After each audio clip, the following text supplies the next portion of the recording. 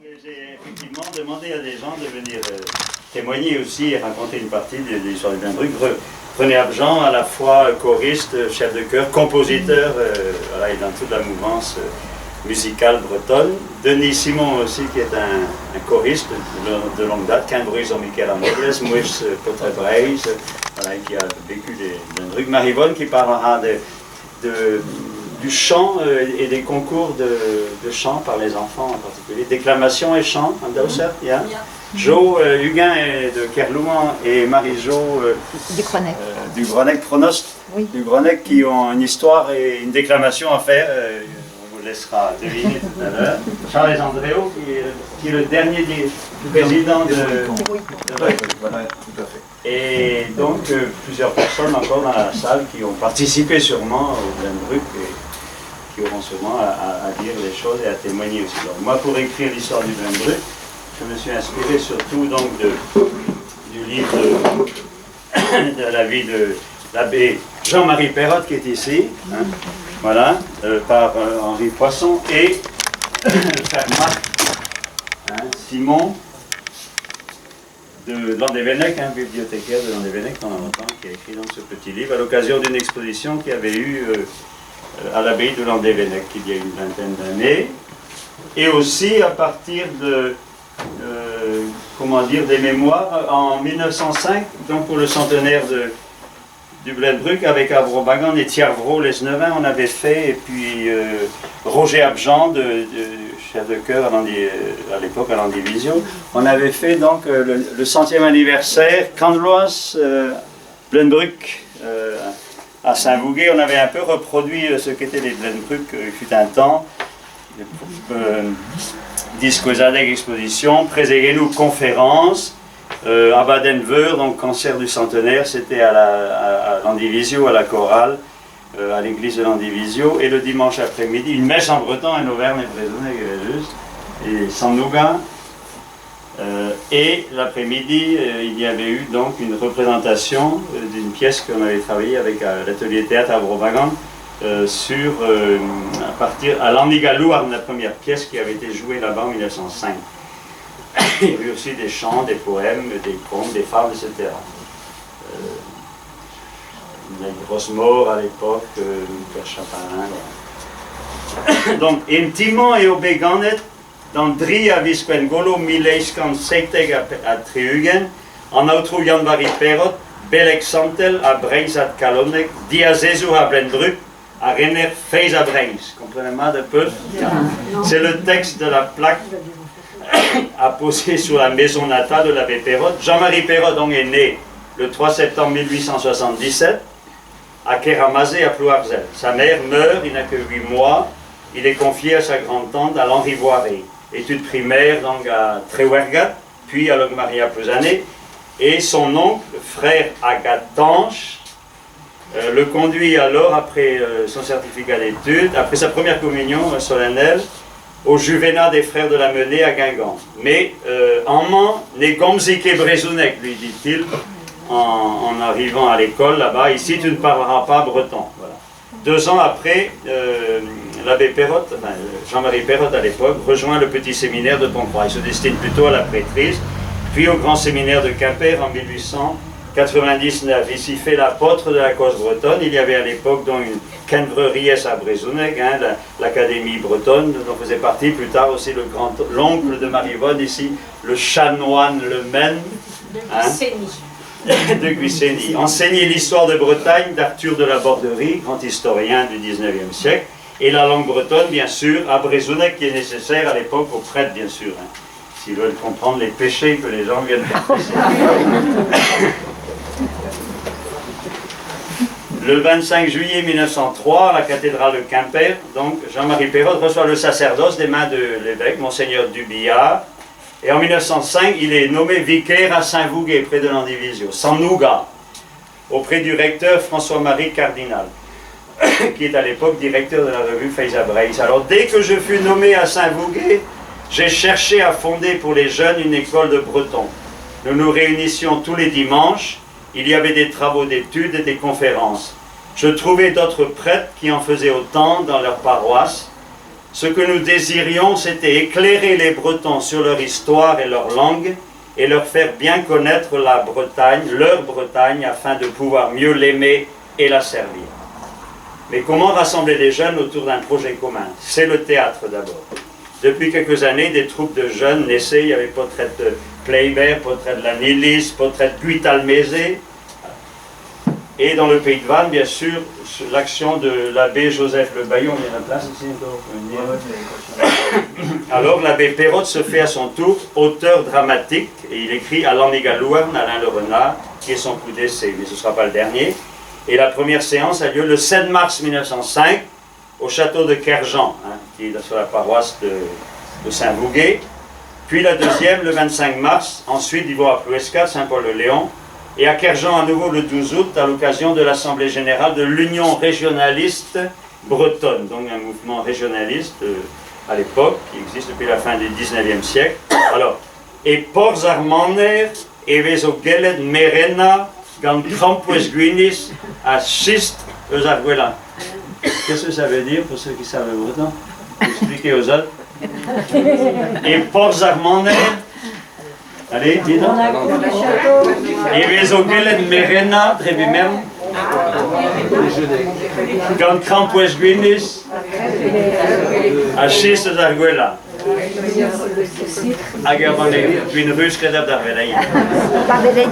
Et la fête reçoit le nom de Blenbruck, fleur de bruyère.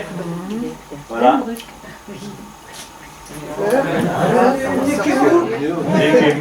Jusqu'à les Médènes. Oui, je suis vraiment tout ce qui fait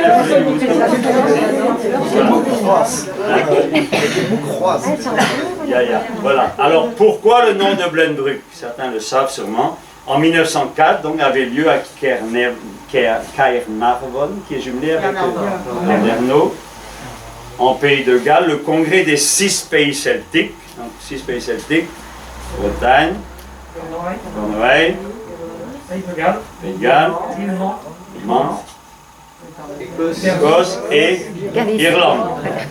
On y avait adopté pour symbole commun la fleur de Blenbruck, commune à tous ces pays. Voilà. Ainsi, l'abbé Perrotte donc donne le nom de Blenbruck à ce premier congrès et il va le conserver ensuite, bien sûr.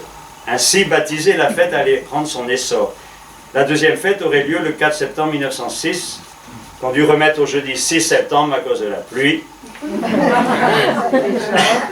Ouverture à 13h par le recteur cardinal, M. Cardinal, suivi de 2 pièces, Maro sans Trémeur de l'abbé Roudot, la Roudot qui était à l'époque vicaire à la Nilis, qui était originaire de Saint-Oisec et qui restait longtemps à la Nilis comme vicaire, où il a écrit des pièces de théâtre en particulier, et à Hornandonet, les corrigans ou les cordonnants, de Jo Barbayon du Pays de Vannes, qui écrivait en vanneté, et l'abbé Perrotte a beaucoup traduit en léonard les pièces vannetaises de l'abbé Bayonne, qui ensuite, on verra, va créer un théâtre là-bas à Sainte-Anne-d'Auray. En 1907, la fête a lieu au château de Kergounader, qui se situe à Cléder. Paroisse à toucher Saint-Vouguet. Concours de chant et de déclamation, de lecture, qui ont été inaugurés dès le premier Blenbruck et qui vont se poursuivre jusqu'à la fin. Donc dès 1905, concours de chant et de déclamation et de lecture, prenant une place de plus en plus grande. Puis 2 pièces, Dragon San Paul, écrite par l'abbé Perrotte, qui se déroule à l'île de Ban en particulier, et Achemener de Jo Barbayan. Achemener et le tailleur. En 1908, le Blenbruck a lieu à Plougastel. Lors du congrès toujours de l'Union régionaliste bretonne, l'abbé Perrotte a créé la troupe Potret Sandnouga, qui joue aussi en dehors du Blenbruck, qui sera célèbre. Au contact de l'Union régionaliste bretonne, donc le Blenbruck prend de plus en plus des allures de congrès avec une partie d'études, toujours, chaque année. En 1909, on inaugure une nouvelle salle à Saint-Vouguet qu'ils vont appeler la salle Kergrist pour donc la troupe de l'abbé Perrotte, Potret Sandnouga, le patronage en fait, et qui est aussi un cercle d'études parce qu'il fait travailler les jeunes après les vêpres le dimanche sur le breton, sur rechercher les mots, les expressions propres à chaque pays, etc., et à réfléchir sur la langue bretonne. Cette année, 3 conférences. Alors, le breton à l'école, il faut savoir que le breton à l'école, en 1905, 1906, 1909, le breton n'existe pas. Il est interdit de parler breton dans beaucoup, pas partout, mais dans beaucoup d'écoles, privées ou publiques. Le breton à l'école, les syndicats d'assurance, donc toujours une préoccupation sociale, et les Bretons et Jeanne d'Arc. Voilà. C'est vrai que les Bretons et Jeanne d'Arc, le monument aux morts de Plougasne en 1922, c'est Jeanne d'Arc qui trône au sommet. Puis concours de chant et autres théâtre l'après-midi avec Potrel les Neven et Potrel sans nougat. On dira pourquoi, il n'y a que des troupes de gars à l'époque. D'année en année, Perrotte et les organisateurs prennent de l'assurance. Et en 1911, l'abbé Perrotte prend aussi un peu plus de lumière parce qu'il va publier finalement la Buez-Arzane, qui existe depuis le XVIIIe siècle, celle de Marino, et qui va éditer, c'est le best-seller du breton, pendant des siècles, de moins de 2 siècles. Et Perrotte va faire une version, je ne sais pas celle de Perrotte, mais il va faire une version originale de Buez-Arzane, plus bretonne sans doute, et écrite dans un breton impeccable, bien sûr. Et Kebrezounek Belek, la Galek Saout. Voilà, Marigot, donc 18e siècle, la première, 1750. Et puis il a été aussi nommé directeur de la revue Feyza Breis. Feyza Breis, la nouvelle revue, la première était de la fin du 19e siècle. Et voilà, ici j'ai quelques exemplaires de 1908 par exemple. Vous savez, Feyza Breis, voilà, la revue qui se lisait beaucoup aussi à côté du Courrier du Finistère, dans le Léon surtout, Feyza Breis, mais un peu partout par la suite. Et Feyza Breis qui va rester directeur de Feyza Breis jusqu'en 1943. Il y a plusieurs formes de cette revue en breton. Voilà. Mais le succès de l'abbé Perrotte fait des jaloux, voilà. Et surtout parmi les prêtres. On les croirait plus vertueux, mais les qu'aiguilles à tau.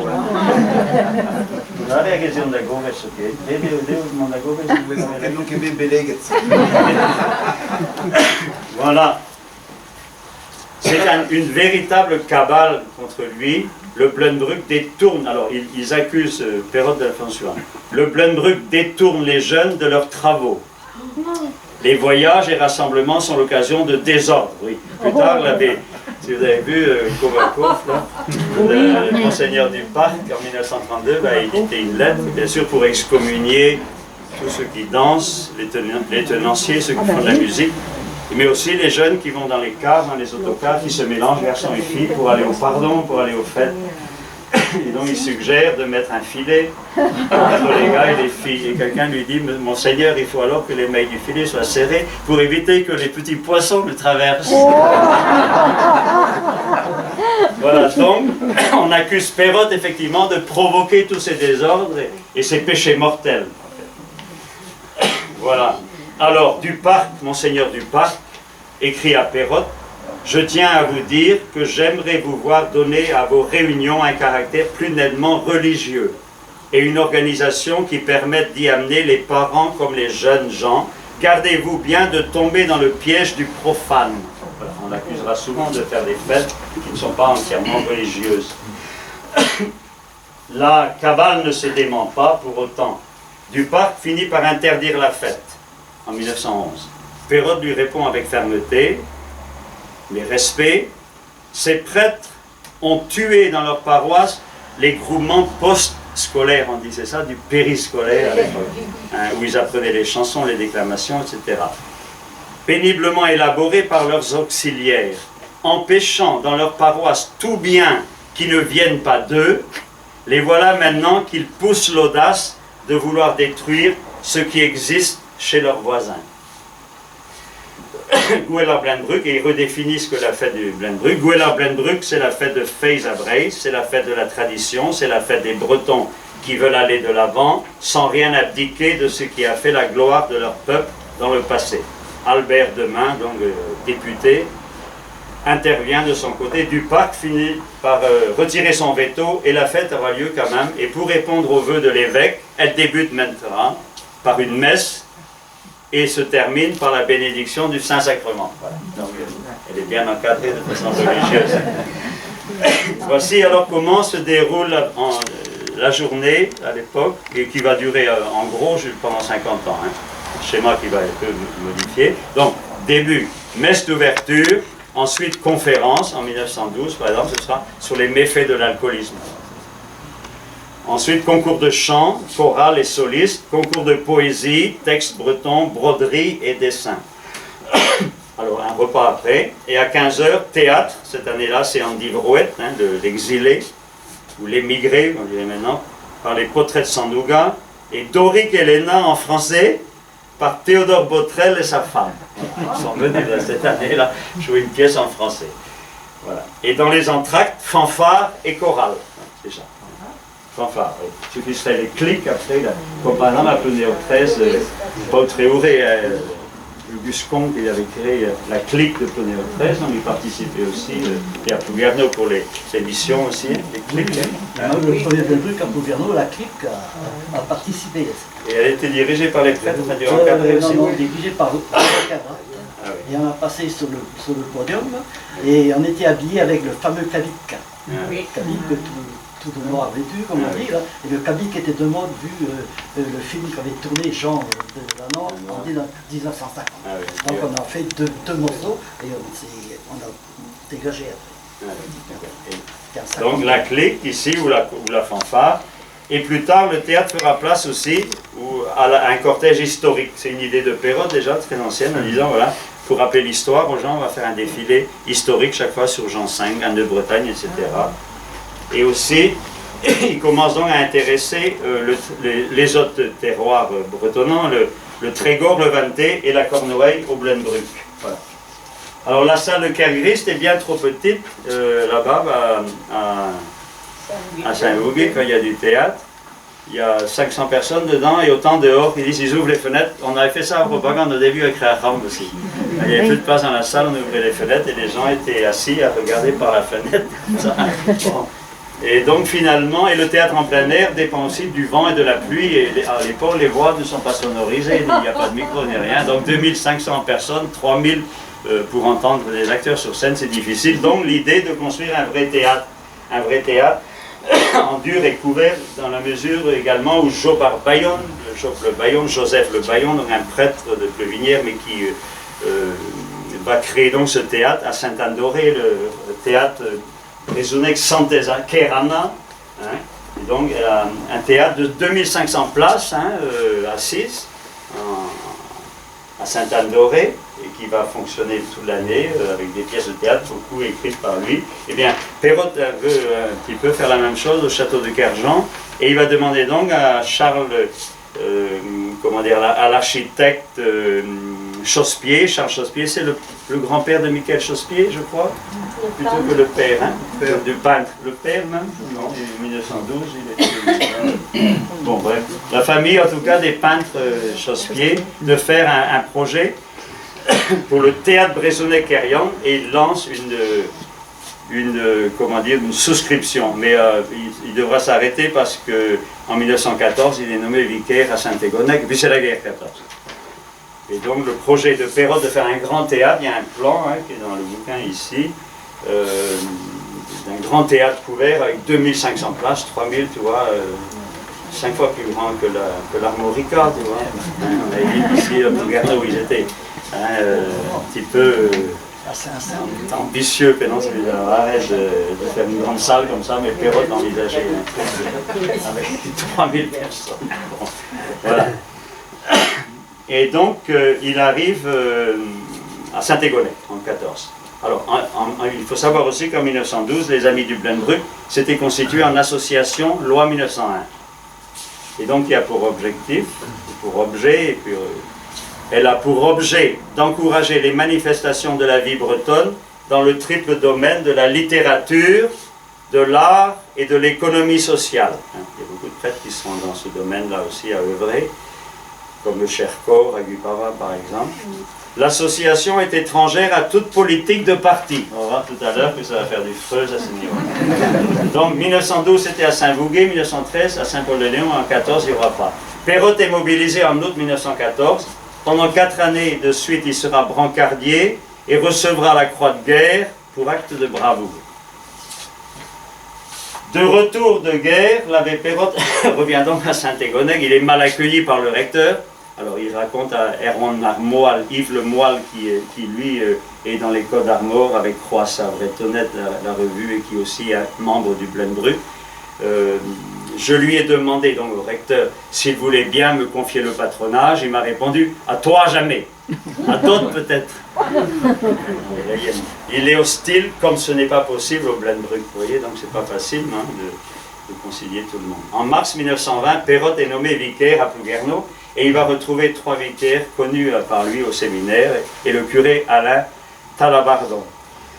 Et alors, Perrotte à Plouguerneau, un petit mot quand même, parce que ça a été une période importante pour lui et pour Plouguerneau.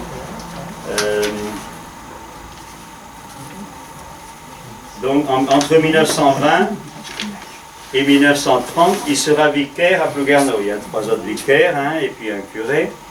Alors, il est chargé du patronage. Talabardon le charge du patronage auprès des jeunes. En 1922, il va fonder la troupe de théâtre Potrette.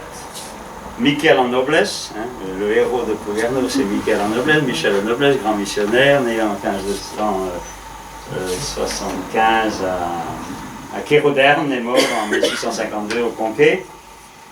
Et donc, le Potrette Michel en noblesse, qui devient célèbre en Bretagne et qui participe aux différents Blenbruck aussi. Hein. Il y fait jouer des pièces religieuses, bien sûr, la Passion, la Nativité, etc., des comédies ou des drames écrits par lui, et aussi, ce qui est moderne de la part d'un prêtre, un répertoire celtique, beaucoup de pièces, enfin, quelques pièces du gallois, traduites du gallois en particulier. Hein.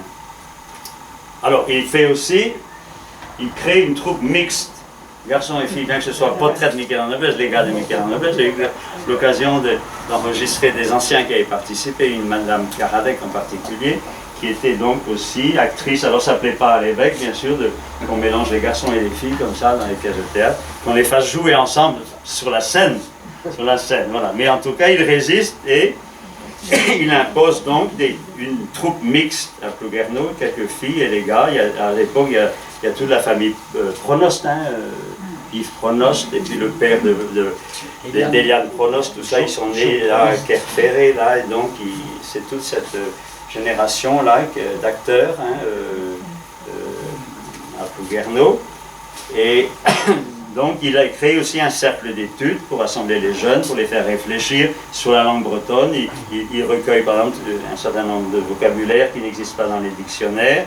Mais il aide aussi les jeunes non seulement à faire des études pour aller prêtre, ça c'est facile parce que ça ne coûte rien.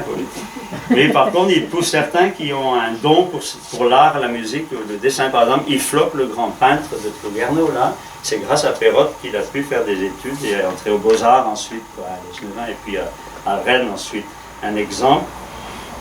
Et puis, alors au niveau de la langue bretonne, bien sûr, il entre en guerre contre les frères de Saint-Jean-Baptiste en bas, là, qui donne le symbole à l'époque à Plouguerneau. Le symbole, c'est Ergwenektul, une grosse pièce avec un trou au milieu, là, que les enfants doivent se passer. Vous avez vu ça l'autre jour avec Rosette Villin, de se passer quand ils ont surpris quelqu'un d'autre à parler breton. Et le dernier, à la fin de la journée, bon, il est puni, il va écrire je ne parlerai plus breton, ou alors il va nettoyer le cabinet des frères, enfin bref, il est puni et il reçoit une deuxième correction, arrivé à la maison, on peut vous dire que vous êtes prison et que je compte. Et donc Perrotte, au contraire, et j'ai eu des témoignages d'anciens, Bielbars en particulier, il dit aan het Perrotte en aan het digas die der wie ording. Amero gwenek benardeeld om da brenna madigu, niet que bonbonio, madigu. Amega soir wie of da burry en dro da frérette. Donc il donnait quelques sous à l'enfant qui était venu lui apporter la vache à la fin de la journée et il allait la remettre aux frères en les engueulant, bien sûr, d'avoir puni les enfants de parler leur langue. Et chez les bonnes sœurs, pareil. Il apprend un jour que les sœurs de Plouguerneau, elles, au contraire, ma mère disait ça, elles attachaient les petites filles aux arbres de la cour. Elles étaient surprises à parler autant comme chez les Indiens. Attachées comme ça, ils ne pouvaient pas surprendre. Et donc, par contre, elles avaient programmé 3 pièces en français dans le patronage. Alors, bien sûr, il leur a fait une lettre qui est ici dans le bouquin de Poisson. Et il termine comme ceci. votre mission est noble, mais elle n'est pas de faire des filles qui vous sont confiées, ni des déracinées, ni des déclassées, ni des précieuses ridicules, futures pourvoyeuses, la plupart d'entre elles, des écoles laïques. Voilà. Et donc, Perrault à Plouguerneau concernant la langue bretonne, bien sûr, qui est la langue parlée par pratiquement tout le monde à l'époque, et il est responsable du secteur de l'Ilia, et c'est lui qui va remettre à l'honneur un petit peu le Saint 40, parce qu'il va découvrir la vieille statue de Saint 40, qui est le même Saint que 40 de la chapelle de Saint-Cava à l'époque. Et il va la remettre à l'honneur lors d'une grande procession en 1925 pour le 50e anniversaire de la création de l'église, de la chapelle de l'Ilia à l'époque. Elle n'est pas paroisse. L'Ilia ne sera paroisse qu'en 1943. Et donc une grande procession avec le Saint 40. Et aussi au niveau de la danse, parce qu'à l'époque, bon, non seulement les danses de société, les danses dites contrebandes sont bien sûr interdites, mais même les autres, les danses rouges, ma mère me disait qu'elle avait dû aller se confesser parce qu'elle avait été adolescente, regarder, danser. Pedos selletus en danse, la danse rouge. Et alors Perrault, au contraire, était plus ouvert à ce niveau-là, puisque j'ai une dame, Lynn Marnet de Kergo, disait Nio, tant ça les qui na soleil levant, va ramener dans danse rouge, à quel endroit elle est dans elle ostenzu, tom, à notre Perrault de Frotaïsawa, à ni diparapa mondagusa de Bazapart, à cleve d'année, oh, n'est que tom tudou. Donc les danseuses, les danseurs de Dansroun avaient vu venir la silhouette du prêtre Perrault qui allait à Saint-Michel à pied en se frottant les mains, c'était un peu un tic qu'il avait comme ça.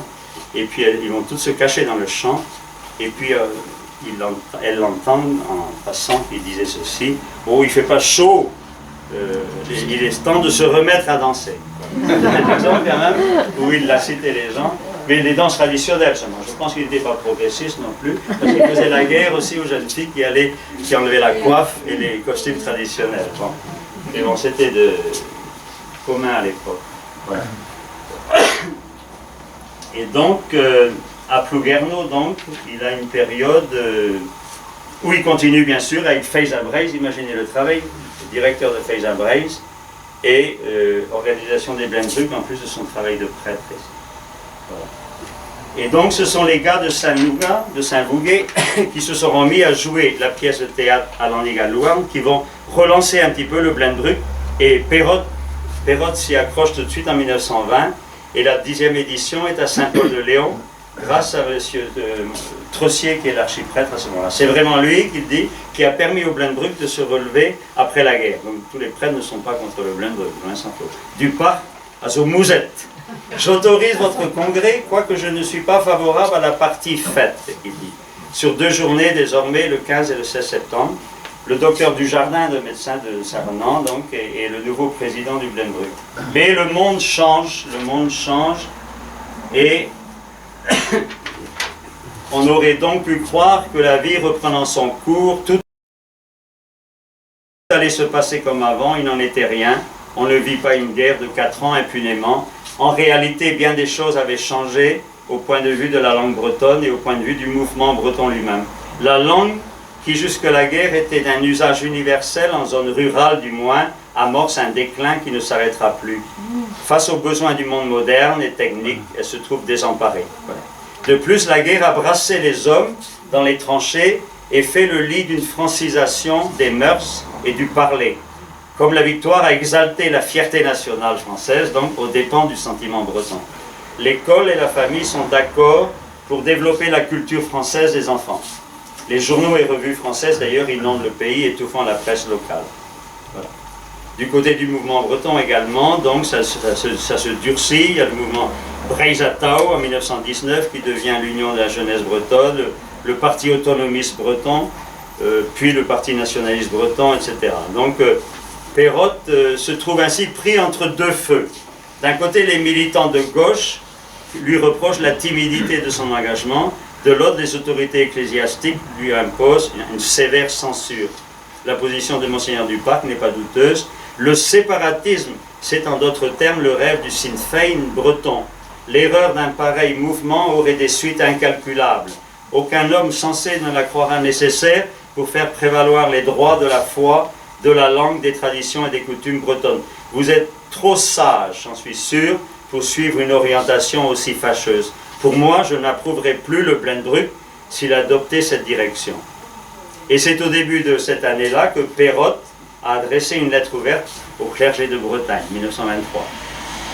Il les appelle à l'aider et précise ainsi sa position fédéraliste, non pas nationaliste, mais fédéraliste.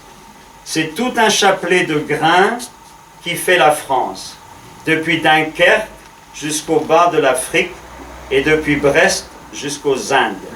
Il peut y avoir des petits grains et des gros, mais il ne faut pas de grains morts. Chaque pays doit être un grain vivant. Il suffit qu'une chaîne solide les lie ensemble, mais sans en faire une seule chose. Langage sans doute plus accessible aujourd'hui qu'en 1923. Il lui arrive sans doute de parler d'autonomie, mais c'est dans ce sens-là. Le séparatisme est une idée de jeunes, etc. Donc voilà un peu la belle idée de Perrotte quand même. L'image est belle. Voilà. Un chapelet quand même aussi. Voilà. Et donc, voilà donc Perrotte. Alors, à l'école. Voilà. En 1920, donc c'est la 10e édition à Saint-Paul-de-Léon. Et ensuite, le 11e congrès Saint-Paul en 1921, toujours. En 1922,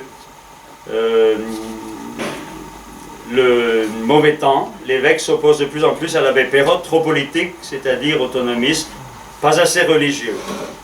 En 1923, à l'Esnevin, alors là, bien sûr, un cortège historique, où on voit Yves Floch d'ailleurs jouer le rôle de Jean V, qui est fondateur de la collégiale du Fongoat. Le 14, en 1924, à Quimper, où l'on joue la pièce Jan Landevenec, Jean de Landevenec. Et en 1924, alors l'association se restructure. Elle s'appellera désormais Société d'éducation nationale bretonne. Bretonne et catholique, avec des comités régionaux. Le Trégor, Guélo, la Cornouaille, le Vanté, le Léon et la Haute-Bretagne. L'association, dirigée par des laïcs, est sous leur entière responsabilité dorénavant. Ce n'est plus les prêtres uniquement. Elle se tient en communion néanmoins étroite avec les représentants de l'Église catholique et est placée sous le haut patronage de l'épiscopat breton. Le Blendruck est étendu maintenant à toute la Bretagne. Il sort de son Léon natal. Ainsi, en septembre 25, c'est à Guingamp, avec une journée de retraite, des conférences, des travaux, et puis le théâtre Bues-Santès Trifina, la ville de Sainte-Tryphine. Et du 13 au 16 septembre 26, c'est à Vannes, avec bien sûr Nicolas Zic, qui est mis à l'honneur au niveau du théâtre. Devant l'essor des mouvements séparatistes et autonomistes, éclatent des querelles internes. Le Blendruck doit-il rester totalement apolitique? Question. Et en particulier à Morlaix en 1927, sous l'impulsion de l'abbé Madec à ce moment-là, qui aurait été recteur aussi à Goulvin, secrétaire général du Blendruck, on a invité des délégués autonomistes alsaciens lorrains. Et Olivier Mordrel de Breizatau. La conférence sur l'enseignement du breton dans les écoles est très revendicatrice. Et la déclaration de l'abbé Madec, donc à l'issue du congrès, de caractère fédéraliste, réclamant, donc de la part du Blendruck, réclamant pouvoir exécutif et parlement pour la Bretagne, avec budget autonome. 1927. Alors, tollé général dans la presse française et jusqu'à Rome, en tassantel la pape. Duparc menace le Blendruck s'il ne revient pas à son programme primitif. Défendre et promouvoir la foi bretonne, l'esprit breton, la langue et la littérature bretonne, l'art et les usages bretons, et à développer dans le pays la connaissance de l'histoire de la Bretagne. Les Kéfal déjà, ça. Les Kéfal. Le docteur Cornic, à ce moment-là, est président et accepte. L'abbé Madec démissionne. Tom me obé d'omler, pense l'abbé Perrotte. Bagik son père, zobe strinket, en est carrec de ven, venin de ce qui est pensé. Notre bateau, on a eu chaud, il dit l'abbé Perrotte. Notre petit bateau a été, comme dans le cantique, balancé d'un rocher à l'autre, mais il n'a pas fait naufrage. Voilà. Alors, Petraillou à Blendruck, on redéfinit à ce moment-là ce qu'est le Blendruck. Alors Perrotte est un homme d'action et de terrain quand même, il se distingue et se méfie de toute idéologie. Voilà, alors, voilà ce qu'il écrit en 1928.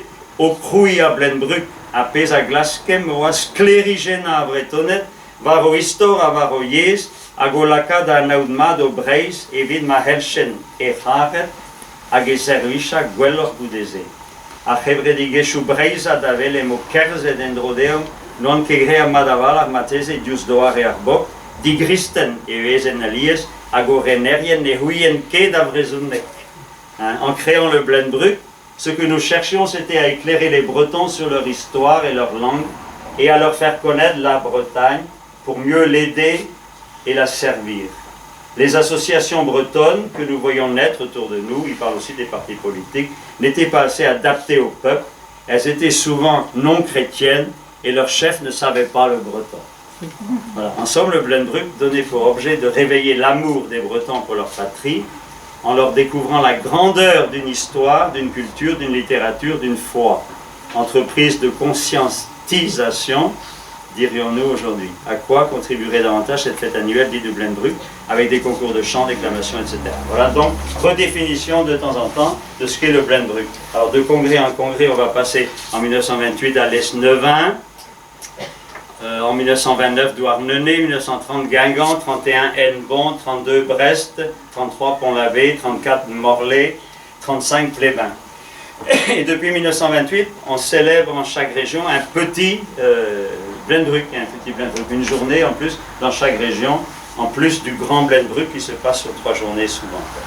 On a fait un essai en Haute-Bretagne aussi, à Rennes, mais c'était pas facile, d'autant plus qu'en 1922, il y a eu le monument de la Honde, monument d'Arvès, la statue qui a été exposée avec Gwenadu dans le mur, la statue où l'on voyait la Bretagne à genoux devant la France, devant le roi de France qui avait été dihastel, comme on dit, par Gwenadu. Du coup, les autorités de Rennes ne voulaient pas trop accueillir le Blenbrück.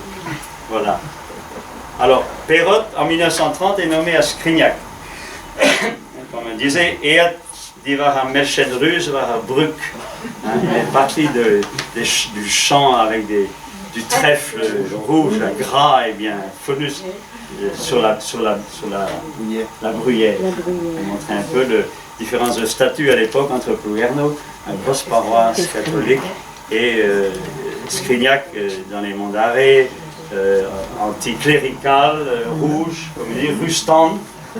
Rustand, anticlérical et plus pauvre aussi, quoi, hein, et bretonnante quand même. Mais malgré tout, contrairement à tout ce qu'on a pu dire, Perrotte, il va bien s'adapter. J'ai eu l'occasion aussi, quand on avait fait notre pièce sur la mort de Yann-Marie Perrotte, de rencontrer aussi des anciens de Scrignac, où il avait quand même peu de gens à la messe, sans doute, ça pour les enterrements, mais quand même il avait une action auprès des gens qu'il visitait. Il a fait donc restaurer les 2 chapelles, là, Saint-Corentin et puis Quadkeo par la suite, hein, structure moderne, hein, l'architecture moderne. Il a fait jouer aussi la Passion par les gens de Scrignac, hein, et on disait que les gens de Scrignac pleuraient devant la Passion celtique. C'est vrai que Jésus-Christ était le premier communiste. Et il n'a jamais été maire de Scrignac. Jésus-Christ n'a jamais été maire de Scrignac. Et donc, voilà. Donc, alors de nouveau au sein du Blenbrück, et avec l'évêché, alors, les gens veulent que ça se fasse le dimanche parce qu'il y aurait plus de monde, bien sûr, et pas de travaux pour les agriculteurs. Mais Perrotte s'y oppose. Pour lui, dimanche, c'est Zul Beden pour la prière et le repos.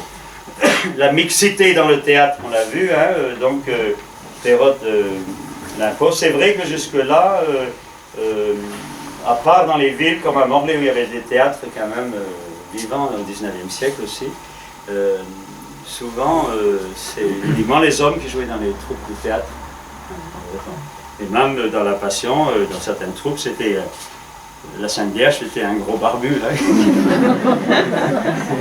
Je jouais le rôle de la Sainte Vierge, une femme sainte. Voilà, der ist groß, Marie. Et donc Perrotte, bien sûr, trouvait ça stupide un petit peu. Voilà. Et aussi l'adoption du drapeau Guanadu, avant, vous savez, avec les hermines, hein, qui est de 1928, je crois, à peu près, non? Hein? 27, 28? Hein? 27. Voilà. Et donc, adopté par le Blendruck d'emblée. Donc, alors qu'il est plus ou moins interdit quand même, hein, à l'époque. Officiellement, du moins. Hein. Et des positions politiques aussi autonomistes de Perrotte. Il ne s'en cache pas. Hein. Alors, pour du parc, donc un dialogue un petit peu entre du parc et Perrotte. Du parc. Le Blendruck doit être une œuvre catholique d'inspiration bretonne. Perrotte, le Blendruck est une œuvre bretonne d'inspiration catholique. Voilà. Et en 1935, c'est le couronnement de cette période-là par le Blendruck de Plébin, où on va célébrer le millénaire de la résurrection de la Bretagne après l'occupation normande du Xe siècle. Toute la journée sera consacrée à Jan Landévennec, un Jean de Landévennec qui est revenu en Bretagne pour faire renaître Landévennec et puis la Bretagne, en fait, à l'origine de la reconquête du pays. Hein, la pièce est jouée dans les ruines de l'abbaye de Landévennec. Hein. De omni bretonet, en uget vet kandvet, et au digeri on dolaga da oberol la unan arpez et de sgred Jan Landévennec en bretonet, en degvet kandvet dans la varedeo at seveler vich roas or bro et ne rang et ne splendeur et ne binvidiges agenes anteles. À nous, Bretons du XXe siècle, d'ouvrir les yeux pour faire tous ensemble ce que fit Jan Landévennec avec les Bretons du Xe siècle, c'est-à-dire, une fois de plus, relever notre pays et le remettre debout à son rang, en sa beauté, en sa richesse, en sa sainteté. Voilà.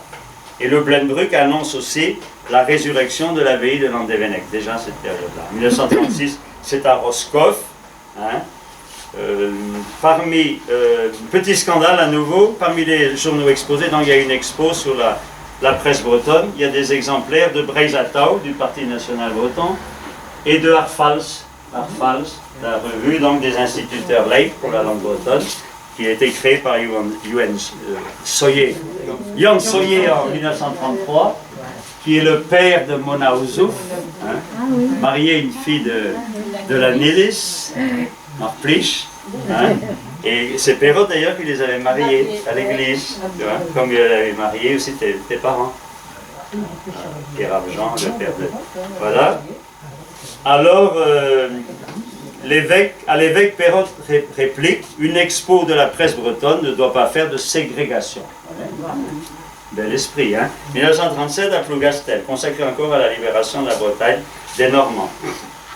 Et là, on a piqué tous les drapeaux français quand l'évêque et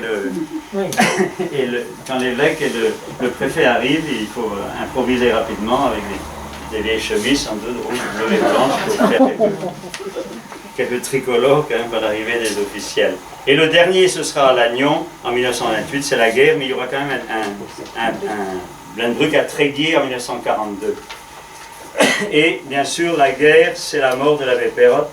Et donc c'est le texte ici de Marc Simon. La guerre est là maintenant avec ses restrictions, avec l'occupation.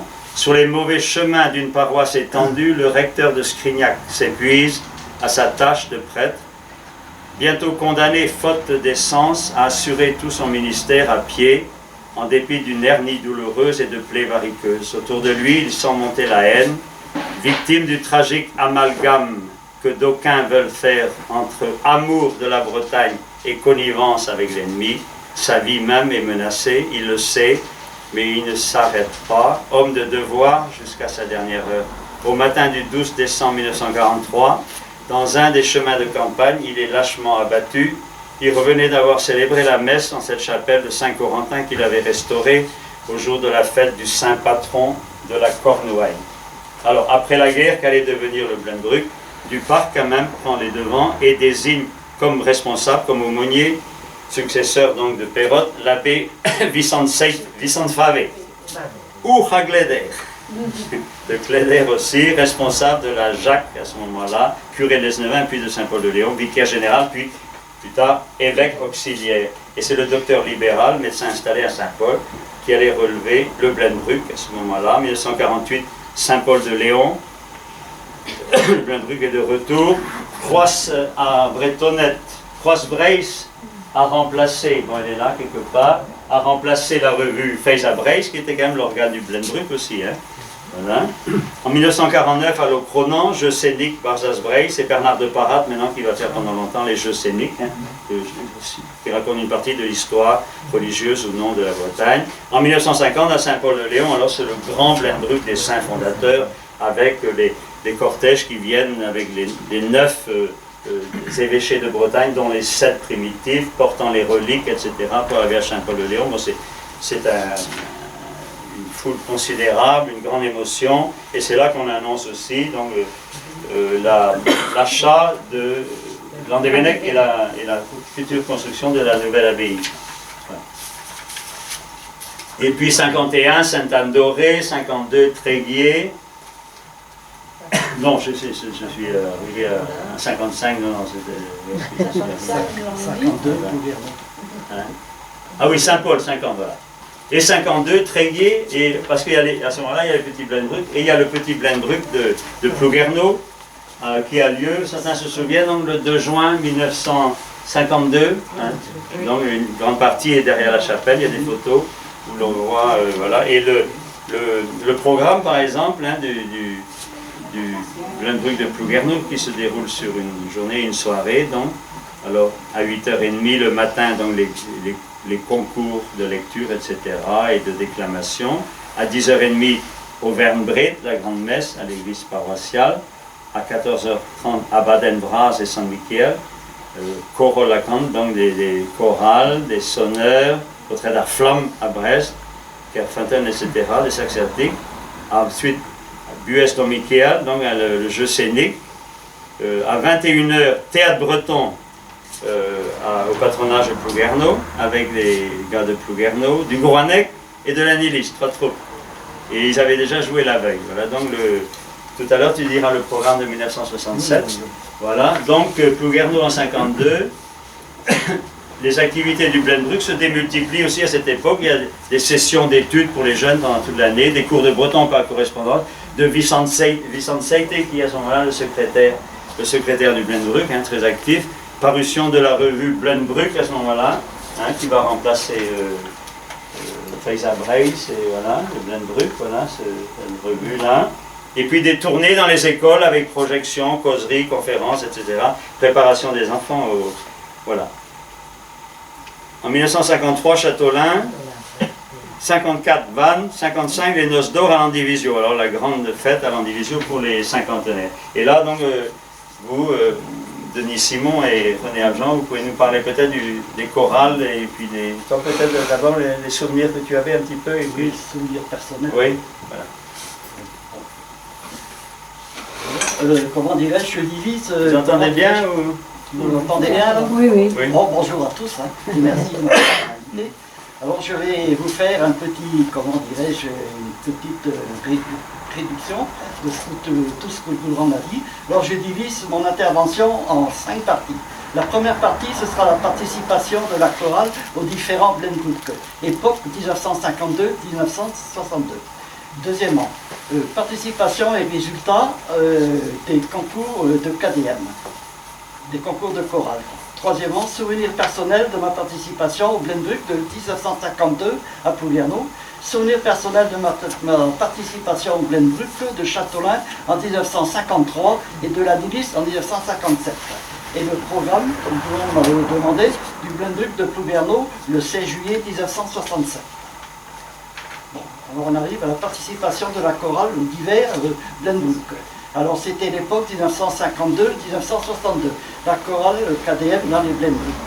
Le Blendruck 1952 a lieu à Plouguerneau sous les dunes de Saint-Michel.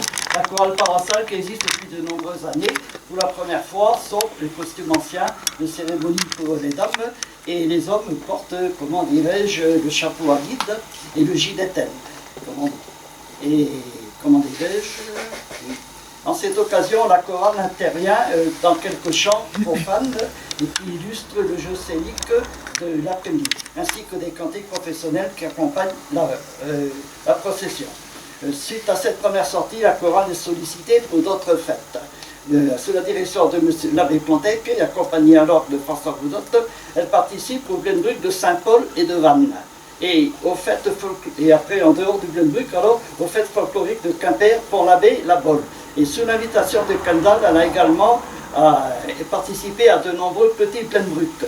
1956 Pédère, 1957 Davinis, 1960 Ploujean, 1963 Gouinou et 1967 Plouguéron.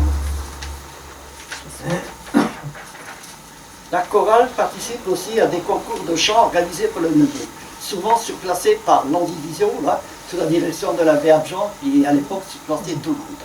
Voici donc le palmarès obtenu par la chorale KDM, Ken-Louis Nickel de Plouguéron. Alors le concours était organisé et les chorales étaient divisées en 4 catégories. La première catégorie, grande difficulté, à 4 voix mixtes. La deuxième catégorie, moyenne difficulté, à 4 voix mixtes. Et alors les plus petites chorales, la troisième catégorie, 3 voix mixtes. Et quatrième catégorie, 4 voix égales. Alors, je vous note le palmarès de la chorale KDM qui a, comment dirais-je, participé à de nombreux concours. Alors, dans la deuxième catégorie, moyenne difficulté. Alors, elle a obtenu le deuxième prix au Glenbruck de Tréguier en 1952. Le premier prix au Glenbruck de Châteaulin en 1953, le deuxième prix au Glenbruck de Vannes en 1954, le premier prix au Glenbruck de Landivisiau et monte en première catégorie. Là, le Glenbruck s'arrête, mais les concours continuent grâce à l'association Canon Brice, lancée par René Argent, là, et dont le président Jean-Pierre Thomain nous fait l'honneur d'être là. Et alors, nous avons participé une seule fois en première catégorie des concours en langue bretonne et nous avons obtenu le troisième prix à Plouguerneau sur une dizaine de chorales, ce qui n'est pas mal, en 1906. Alors j'ai participé en tant qu'acteur au Glenbruck de Plouguerneau en 1952, en qualité de tambour dans la clique municipale dirigée par René Cravatte. À l'occasion, nous étions vêtus du pantalon gris, chemise blanche, cravate noire, et du fameux cabic, là, qui était à la mode, vu, comment dirais-je, le film de Jean Delanoë en 1950. Dieu a besoin des hommes. Dieu a besoin des hommes. Et tourné en partie à Plouguerneau. Le cabic était de mode à cette époque-là. Alors, comme le podium était, comment dirais-je, monté sur les dunes face à la chapelle de Saint-Michel. En face, les rochers de Saint-Michel et de la mer. Le spectacle grandiose avec les drapeaux des régions de Bretagne sur fond. Et alors, comment dirais-je, la fête du Glenbruck a commencé par une messe solennelle à l'église de Plouguerneau. Et je me souviens d'avoir été marqué par cette belle messe, comment dirais-je, folklorique, comment dirais-je, entrecoupée de beaux cantiques bretons à 4 voix. Les cantiques, les costumes et, comment dirais-je, de chaque groupe offrait un spectacle vraiment formidable. Et le soleil était de la partie, là, et je trouvais ça sensationnel. Et ça a déclenché à moi l'attrait du chant choral. Aussi, j'ai décidé de rentrer à KDM plus tard. Et on en vient au spectacle de l'après-midi dans le cadre grandiose et Rocher de Saint-Michel. Le thème était Canon Orgron. Et sur les paroles et le texte de Jean de Vars et la mise en scène de Bernard de Parade. Donc voici le programme, et c'est ce même programme qui a été repris à peu près au Glenbruck de Plouguerneau en 1967. Donc le programme, comment dire, le jeu scénique s'est divisé en 3 parties, grandes parties. La première partie, le temps passé. La deuxième partie, la vie de chaque jour. Et la troisième partie, la foi. Alors dans la première partie, il y avait l'armorique, l'émigration celte, la fondation de nos paroisses et l'évêché du Léon. En deuxième partie, la vie de chaque jour. Le berceau, l'enfance, la jeunesse, le mariage, les travaux de la terre et les travaux de la mer. Et après, en troisième partie, les saints, la foi, les saints, les chapelles, Michel de Noblesse, la procession votive, la Vierge Marie et le folgoat. La grande procession du Glenbruck, le spectacle était grandiose dans un décor magnifique. Les croix et les bannières, les costumes scintillés parce qu'il y avait du soleil ce jour-là. La chorale KDM, Ken-Louis Miquel, a suivi le fond sonore par des beaux cantiques à 4 voix. La clique est montée sur le podium pour jouer 2 morceaux. Et il y avait également le tout jeune Bagat de Brest-Saint-Marc, La Flamme, dont Jean Baudénès débutait, comment dirais-je, à la cornemuse. Et il y avait un joueur de cornemuse chevronné qui s'appelait Jeannot Potin, qui était le fils d'un commerçant bien connu au bourg de Plouguerneau à cette époque.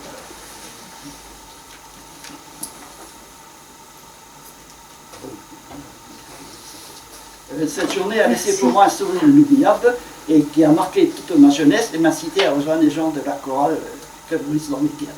Je reviens au Glenbrook de Châteaulin en 1953.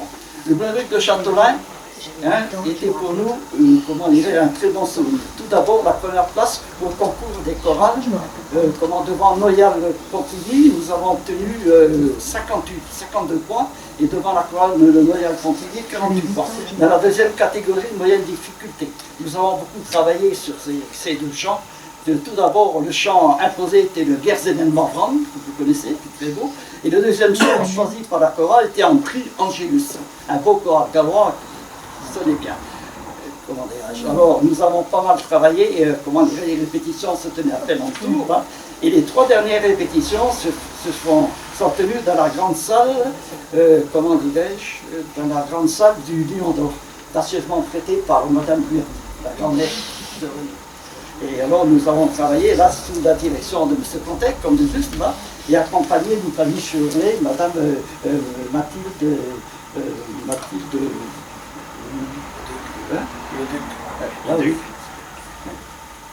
Madame Mathilde de Duc. Alors il a fallu répéter plusieurs fois les chants et tout ça, et le verdict tombait, Madame Mathilde nous donnait la note de départ au piano, et alors à la note de la fin, il fallait que ça sonne bien. Il ne fallait pas trop baisser. Alors, la première fois, vous avez baissé, on recommence. On a recommencé, et finalement, on a eu quand même le premier prix. Et là, nous avons reçu un très beau plateau, de faïence de Quimper, en Rio.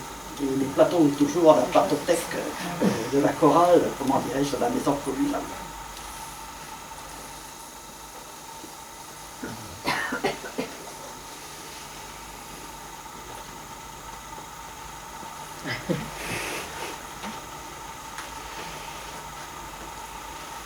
Et alors après, il y a eu, il y a eu la grand-messe après, et alors la grand-messe était très belle, un peu comme Flouviano, tous les cercles étaient présents, les chorales étaient présents, et la messe était pratiquement à 4 heures. Des beaux chorales, des beaux cantiques cotons. Et ensuite, on s'est réunis dans une grande salle, mise à notre disposition à Châteaulin, je crois que c'était l'idéal, pour un repas commun. Alors tous les groupes étaient là, tous les chorales étaient là et tout ça. Alors le repas a été assez copieux, hein. C'était toujours pareil, une entrée, un peu de charcuterie là. Et après, alors c'était les fameux petits pois, et avec des rôtis. Aussi bien qu'au retour, on était tellement contents, on a chanté les petits pois. Ah, les petits pois, les petits pois, les petits pois. T'avais vu bien et ainsi de suite. Alors après, c'était la grande parade dans les rues de Châteaulin, Pavoisé. Et après, c'était à la fin de ce défilé-là, on s'est réunis tous devant la sous-préfecture, hein, et les autorités ont fait un discours de clôture. Nous avons chanté le Kendal, le chant officiel de Kendal, et le Burgos, et là on s'est dispersé. Oui, alors pour ce concours, la chorale a arboré pour la première fois pour les dames quelques costumes rouges qui changeaient de l'ancien costume. L'ancien costume était quand même beau, mais il y avait la cornette qui était roulée. Et que là, on a pris plus ou moins le costume de Grignugan, et avec des pois très beaux, en gros cas rouge, avec des galons pareils aussi. Oui, alors la danse, le costume de breton, les gilets, les chapeaux, des chapeaux, oui. Alors moi j'étais tout fier, j'arborais, j'étais habillé pour ça. Avec l'habit breton de mon grand-oncle Michel Simon, de Lilian. Donc j'aime tout le costume complet, le chapeau à nuit et tout. Et alors on a reçu comme un fameux plateau en Rio, là. Magnifique. D'accord. Oui, un petit mot, on a participé au Glenbrook de la milice. Ah oui, d'accord. Oui, alors le Glenbrook de la milice se tenait dans le cadre magnifique du château de Cabrel. Alors, au début, par une grand-messe solennelle, et après l'après-midi, par un jeu scénique de toute beauté, les drapeaux, les croix et les bannières sur le fond étaient vraiment magnifiques. Le bagat à flamme était encore présent, et le fond sonore était réalisé par Ken Rollis. Donc, je vous donne en gros le programme, si vous voulez. comment dirais-je. Alors nous avons chanté à la grand-messe Enora Gloire, où elle est Barados, à Toromul, Jésus Pegen Brasvé, Angélus, il nous salue comme parenthèse, là, il a fait dans ta douce. Tout était à 4 voix. Et alors après l'après-midi, le passage sur le podium. Et alors le prologue après le passage. Alors, la première partie, c'était l'histoire des abeilles. Alors il y avait des druides. Alors avec la chanson Diugan Gwanglang. Après il y avait Tolante avec la cantique Arculator. Après il y avait l'autre tableau, les Romains, avec Arrêt Humanette. Après l'immigration, le premier couplet d'Affaires Antatukos. Et après les monastères, déjà d'Extera Domini. Tout ça par la chorale KDM et accompagné d'autres chorales. Les paroisses après, avec Jésus Pegen Brasvé, les Normands avec un roulement de tambour, une bagarre de la plaque, qui était là. Après Michel le Noblesse, avec le très beau cantique breton Amant Pedis Ventrus, Péden à la pauvreté votre. C'est ça? Et après, alors, comment dirais-je, le Fogot, c'était Patronus la Fogot, et jusqu'à nos jours, le chant de Penaron. En deuxième partie, c'était la terre, et alors c'est avec un triangle Jésus comme chant, et après c'était la pêche avec le Kersenen Marron, vous connaissez l'histoire, et après c'était le brûlement et l'espace, la marine avec une maquette de bateau de gouvernement. Et je pense que la maquette, c'était la maquette du Richelieu, qui était faite par Ernest Godot, qui était ouvrier taulier à la place de l'Est. La maquette était très, très grande comme ça, et elle était portée pour la circonstance en 3 ou 4 pardon, de Saint-Michel. Et après, alors, il y a une Vierge, nos services et les saints, et les chants d'Affaires-Antatukos. Voilà.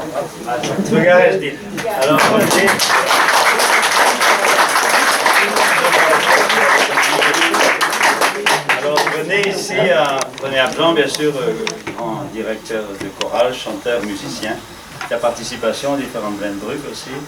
Oh, je ne vais pas rajouter grand-chose parce que tout a été dit, je veux simplement faire remarquer que c'est surtout après la guerre donc, les chorales ont commencé à faire des concerts parce que, vous savez, dans les pays comme Guerneau et ailleurs, il n'y avait pas de salle de concert. Donc les chorales chantaient essentiellement à l'église. Et quand ils ont commencé à faire des concerts, et ça s'est fait à l'église, et puis on chantait évidemment essentiellement des cantiques, et on sortait sur juste à la sortie de l'église, quoi, sur le parvis, pour chanter finalement un chant ou deux dans le, comme il a dit tout à l'heure, des chants qu'on chantait à la sortie de l'église, c'était des chants. Des chants gallois. Peut-être. On a fait beaucoup de chants gallois, etc., parce qu'il n'y avait pas vraiment de spectacle avec les chorales avant la guerre. Il n'y avait pas. Tout ça, ça vient d'après. C'est l'abbé Abjan qui a été un des premiers, c'est vrai, à annoncer son affaire à l'Andivision et qui a donné des choses pour la suite après, quoi, évidemment. Et c'est là qu'on a fait les premiers chants profanes à 4 voix, parce que ça n'existait pas dans la culture bretonne, ça pratiquement quoi. Voilà, c'est tout ce que j'ai à vous dire sur Tout à l'heure, tu disais aussi que tes créations musicales dans le cadre des Blendbrück aussi. Hein? Oui, tout à l'heure, hein, quand on sera arrivé avec le nouveau Blendbrück. Voilà donc, fin 55, ici, une époque importante, il est décidé de ne plus faire que des Blendbrück régionaux, donc les petits Blendbrück. Ils n'ont plus un grand chaque année. Hein. Il y a des scissions au niveau du Blendbrück, au niveau des prêtres en particulier, au niveau de l'écriture, le choix de la graphie, hein, le Trégor et les ZH, vers une vente, tandis que les autres, c'est le Falruneg, l'universitaire du chanoine Falhan, l'oncle de M. Laut ici, voilà. Et aussi, certains reprochent au Blendbrück d'être une vitrine folklorique pour touristes, sans aucun engagement politique, une espèce de pendant religieux des fêtes de Cornouailles. Voilà. Et aussi les petits Blendbrück sont plus faciles à gérer bien sûr et à financer. 56 Cléder, etc. Concours scolaire, Mais d'autres choses s'ajoutent tout au long de l'année. Ce sont des journées d'amitié avec des cercles et bagadou, des stages de culture bretonne, une espèce d'université bretonne d'été. Hein. Les cahiers du Blenbruck, donc, ils vont être aussi édités à ce moment-là, à partir de 57. Voilà, 57, c'est à la Nilis, Saint-Égonec, Plougastel. Frances Fallerhun, le chanoine Fallerhun, est remplacé par le chanoine Mévelec, François Mévelec, qui a été aussi l'aumônier de l'immigration en Aquitaine, hein, qui va redynamiser le Blenbruck, les cahiers, etc. 60, 61, Brignogan, 67, Plouguerneau, on en a parlé. Toujours le même modèle, la veille, un concert spirituel ou du théâtre, la messe le matin, concours Scriva, Laine, Corna, Displéga, Tressa, après-midi, jeu scénique. Il y a aussi Bernard de Parade, mais il y a bientôt aussi Jean Bars de Plouguerneau, Plouguernéen, qui va être metteur en scène et écrivain de beaucoup de jeux scéniques. Et la grande procession, Saint-Sacrement, soirée théâtrale, etc.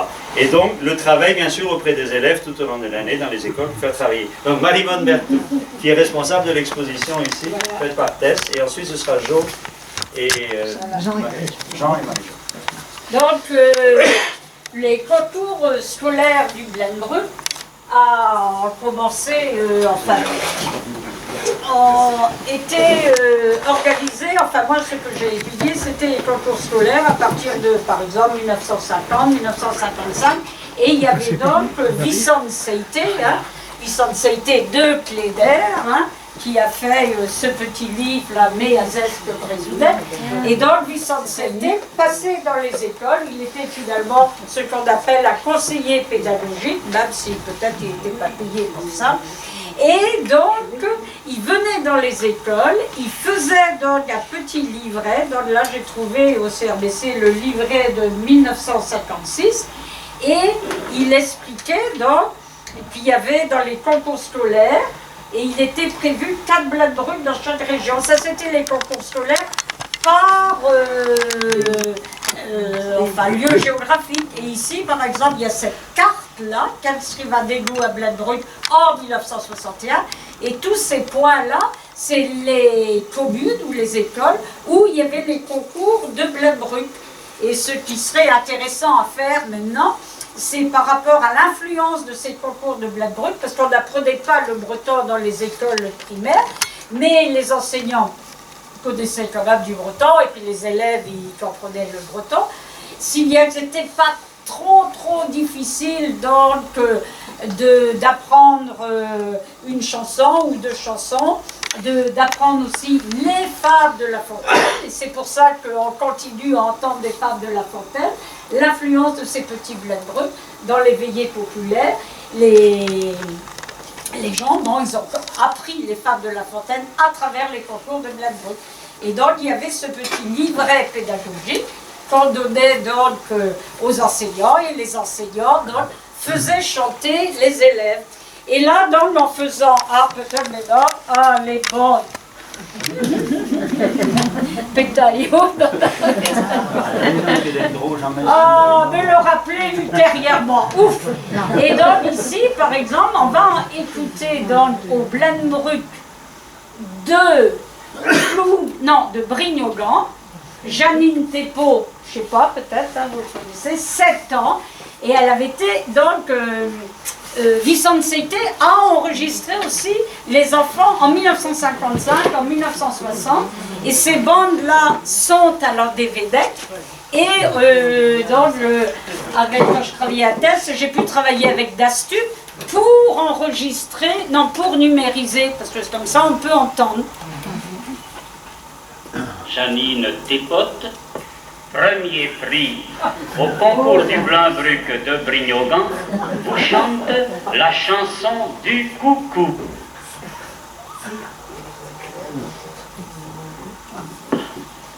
Coucou de Danan, dans la boutique d'Aganon, d'Aubergine, Zerbesen, Pivaran, Dresden. Coucou de Mismaï qui t'a portrait d'avalé, Réar par Cavinouchan, Didopi Arène. Coucou Mintinat, Kedagas d'Azaudakrat, Marie-Janique Zovarzau, Betouzo Goro. Coucou Saïzereo, Café Douta Fachik das kojustu, das unajudu.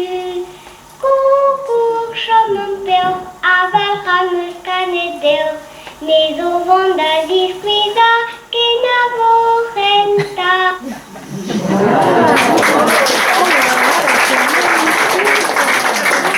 Et ici, par exemple, Marie-Hélène Perron, Seis Blois Spluga,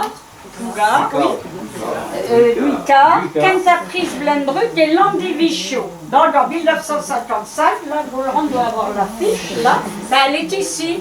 Hein, sur ce panneau-là, c'est cette affiche-là. Et ces bandes-là se trouvent donc à Landévésec. Et alors ici, il y a cette petite fille, là, Marie-Hélène Perron, donc, qui chante Marie-Jeannick.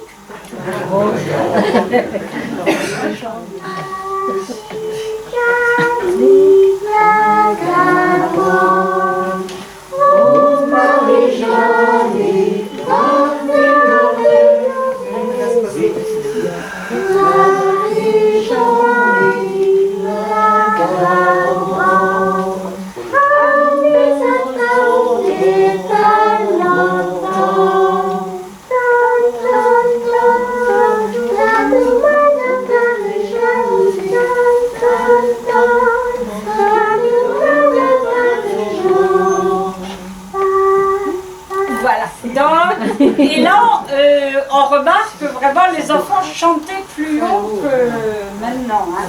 Parce que là, Marie-Jeannick, là c'est... Enfin, toi qui es... Non, c'était haut. Là, c'est déjà des prouesses. Et par exemple, ici, un garçon aussi, quand même. Donc c'est Roger Tallarmin, Dausegloas,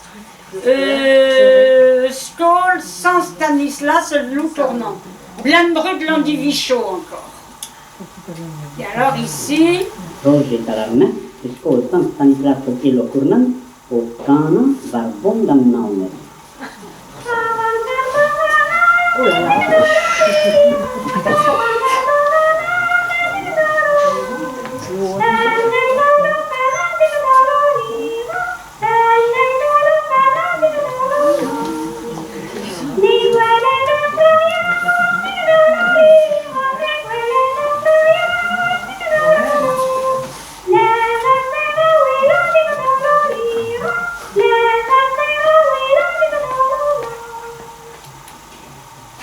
Voilà.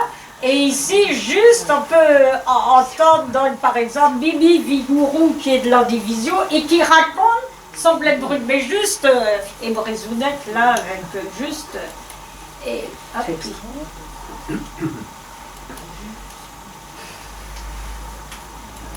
Pesame Schunch et Vedo et Landi à Blenbrück. Hag evedon eskol e gwikar, hag e passé vison seite frère da fin vedo. Da velet più resemon da len, kunta pekana. A me vedo da ober antridra. Hag na vedo e Landi, e passé da neil var le régulé au drewot kedap, ja. Hag evedon gavarouev, a chal, an tawa chertout, hag e moa daouzek vloaz, penak. A setu pa oan bar oan d'an aonet. Pa oan bar oan d'an aonet, digudau an flan, o tagaraga, digadaga. Pa oan bar oan d'an aonet, garol le sokana. Donc là, elle chante la chanson qu'elle avait chantée au Blenbrück. Et par exemple, Bibi Vigourou, là, on la voit régulièrement au veillées ici. Donc c'est pour illustrer un peu l'importance de ces concours de Blenbrück, qui n'étaient peut-être pas dans le programme de l'éducation nationale. Et quand on regarde ces cartes-là, et si on met en parallèle les cartes des écoles bilingues, enfin d'Iwa, des écoles après catholiques et publiques, on se rend compte qu'il y avait peut-être l'endroit où les écoles se sont implantées, correspondent un peu où le Blenbruck, où les petits concours de Blenbruck étaient vivants. Donc voilà ce qui... Et là il y a toute une matière pour voir, étudier ces petits livrets, parce qu'il y avait aussi les mots difficiles. Mots difficiles dans Marie-Jandy de la Gabronne, ce qui montre que les enfants connaissaient très bien le français, parce qu'il y avait étal, ça voulait dire écuchette, en noilette, et puis Tintin. Donc il n'y avait pas beaucoup de mots difficiles finalement pour les enfants. Et donc c'était tout à fait très pédagogique, hein. Il y avait des concours de chant d'abord pour les 6, 7, 8 ans, ensuite 9, 10 ans, et après il y avait donc les récitations, et je crois donc qu'ici il y a, par rapport aux fables, il y a, donc ça a duré longtemps. Voilà. Et donc il y a Jo ici, non Jean Huguin ici et Marie-Jo qui ont justement une chose à raconter et à déclamer. Vous allez nous dire tout ça.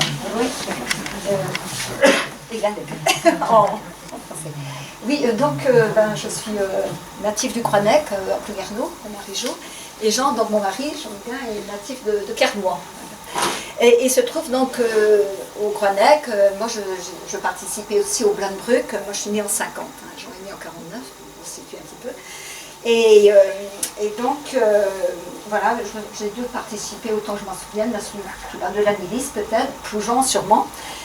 Et donc, je récitais. Normalement, c'était ça qui se passait, comme on vient de raconter. Là, il me semble effectivement avoir vu Vicente Cété passer aussi à l'école du Croinec. C'était l'école des sœurs au Croinec à ce moment-là. Il y avait l'école des sœurs au Croinec, il y avait une école à Plouguerneau et une école à Lilia. Enfin bon, ça c'est une parenthèse. Et donc, cette année-là, j'avais dû réciter la poésie ou la fable peut-être des deux grenouilles, en Doug Wesley. Et puis il se trouve que, on s'est donc à ce moment-là, enfin Jean de son côté, ne se connaissait pas à cette époque-là bien entendu, participait aussi au Blenbruck à Kermois. Et puis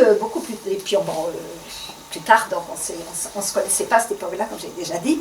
Plus tard, on a fait connaissance, et puis il se trouve donc qu'on s'est mariés en politique.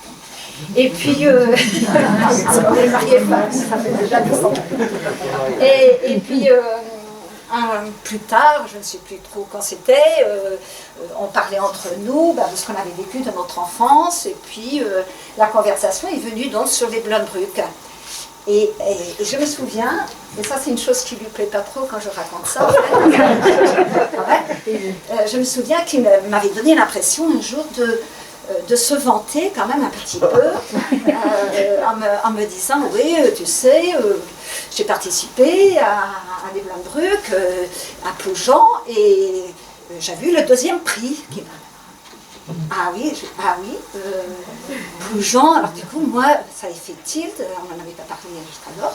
Ploujean, je dis, mais moi aussi j'étais à ce Blenbruck à Ploujean, je dis, et je dis, et qu'est-ce que tu récitais? Alors il me dit, en Doug Wesley. Ah ben justement, je dis, mais moi aussi, je récitais en Doug Wesley et j'avais eu le 1er prix.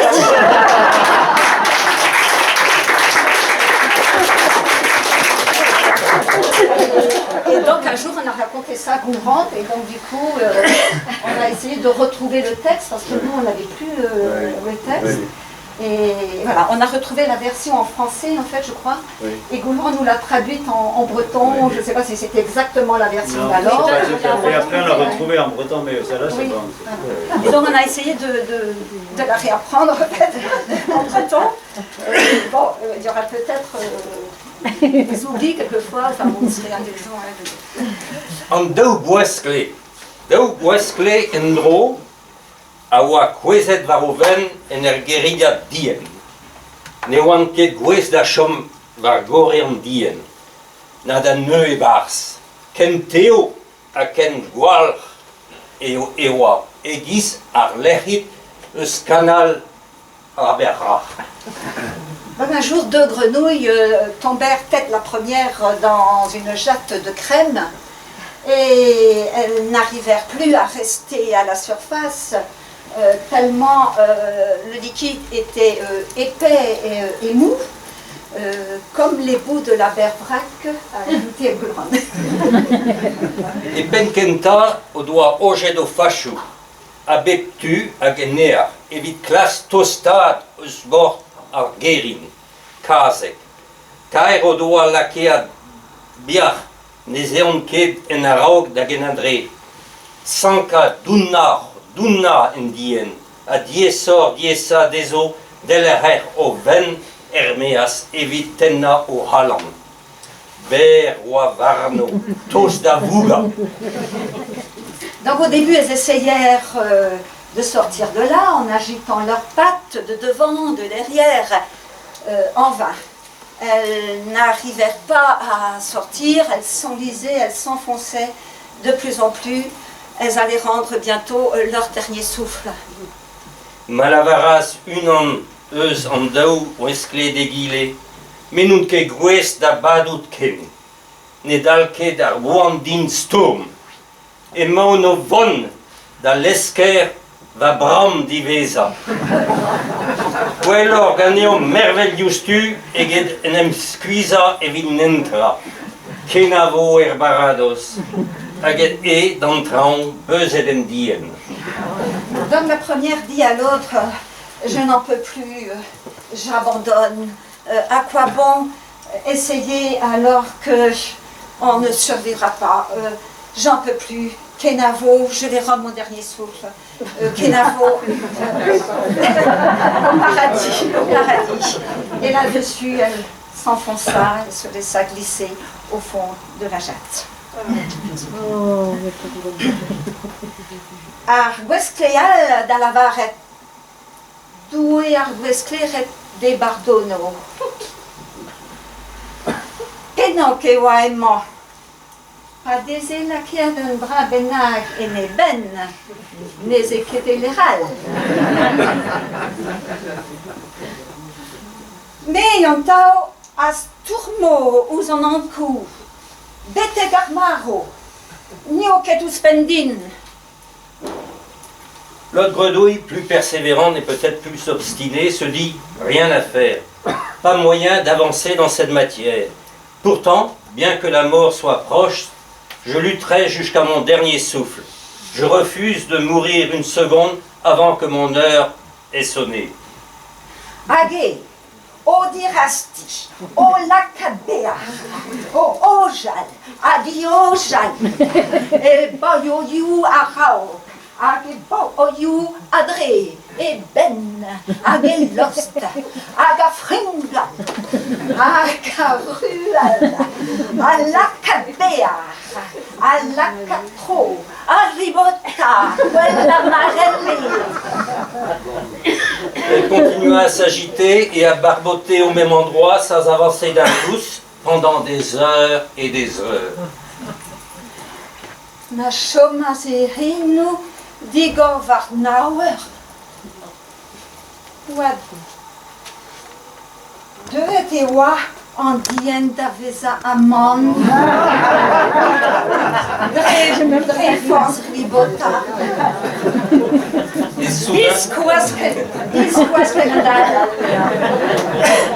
Et soudain, à force de trépigner et de battre des cuisses, de s'agiter et de patauger, la crème se transforma en beurre.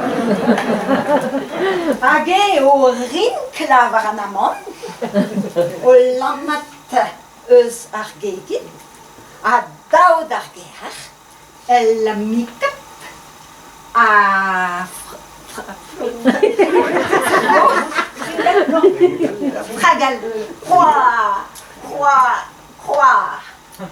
Lauen egis asperet sante.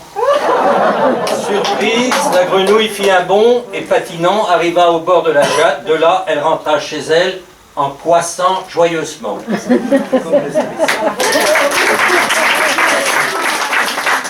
Et vivechu argentel, egis e buez argentel.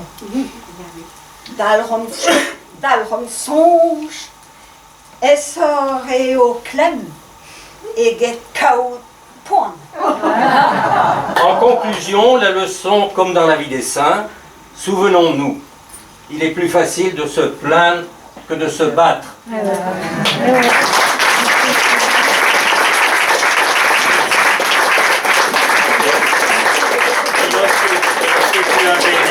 Ça au Glenbrook, est-ce que tu avais fait tout ce jeu? Oui? Ah oui? On faisait les gestes aussi. Donc, C'est pour ça qu'elle a eu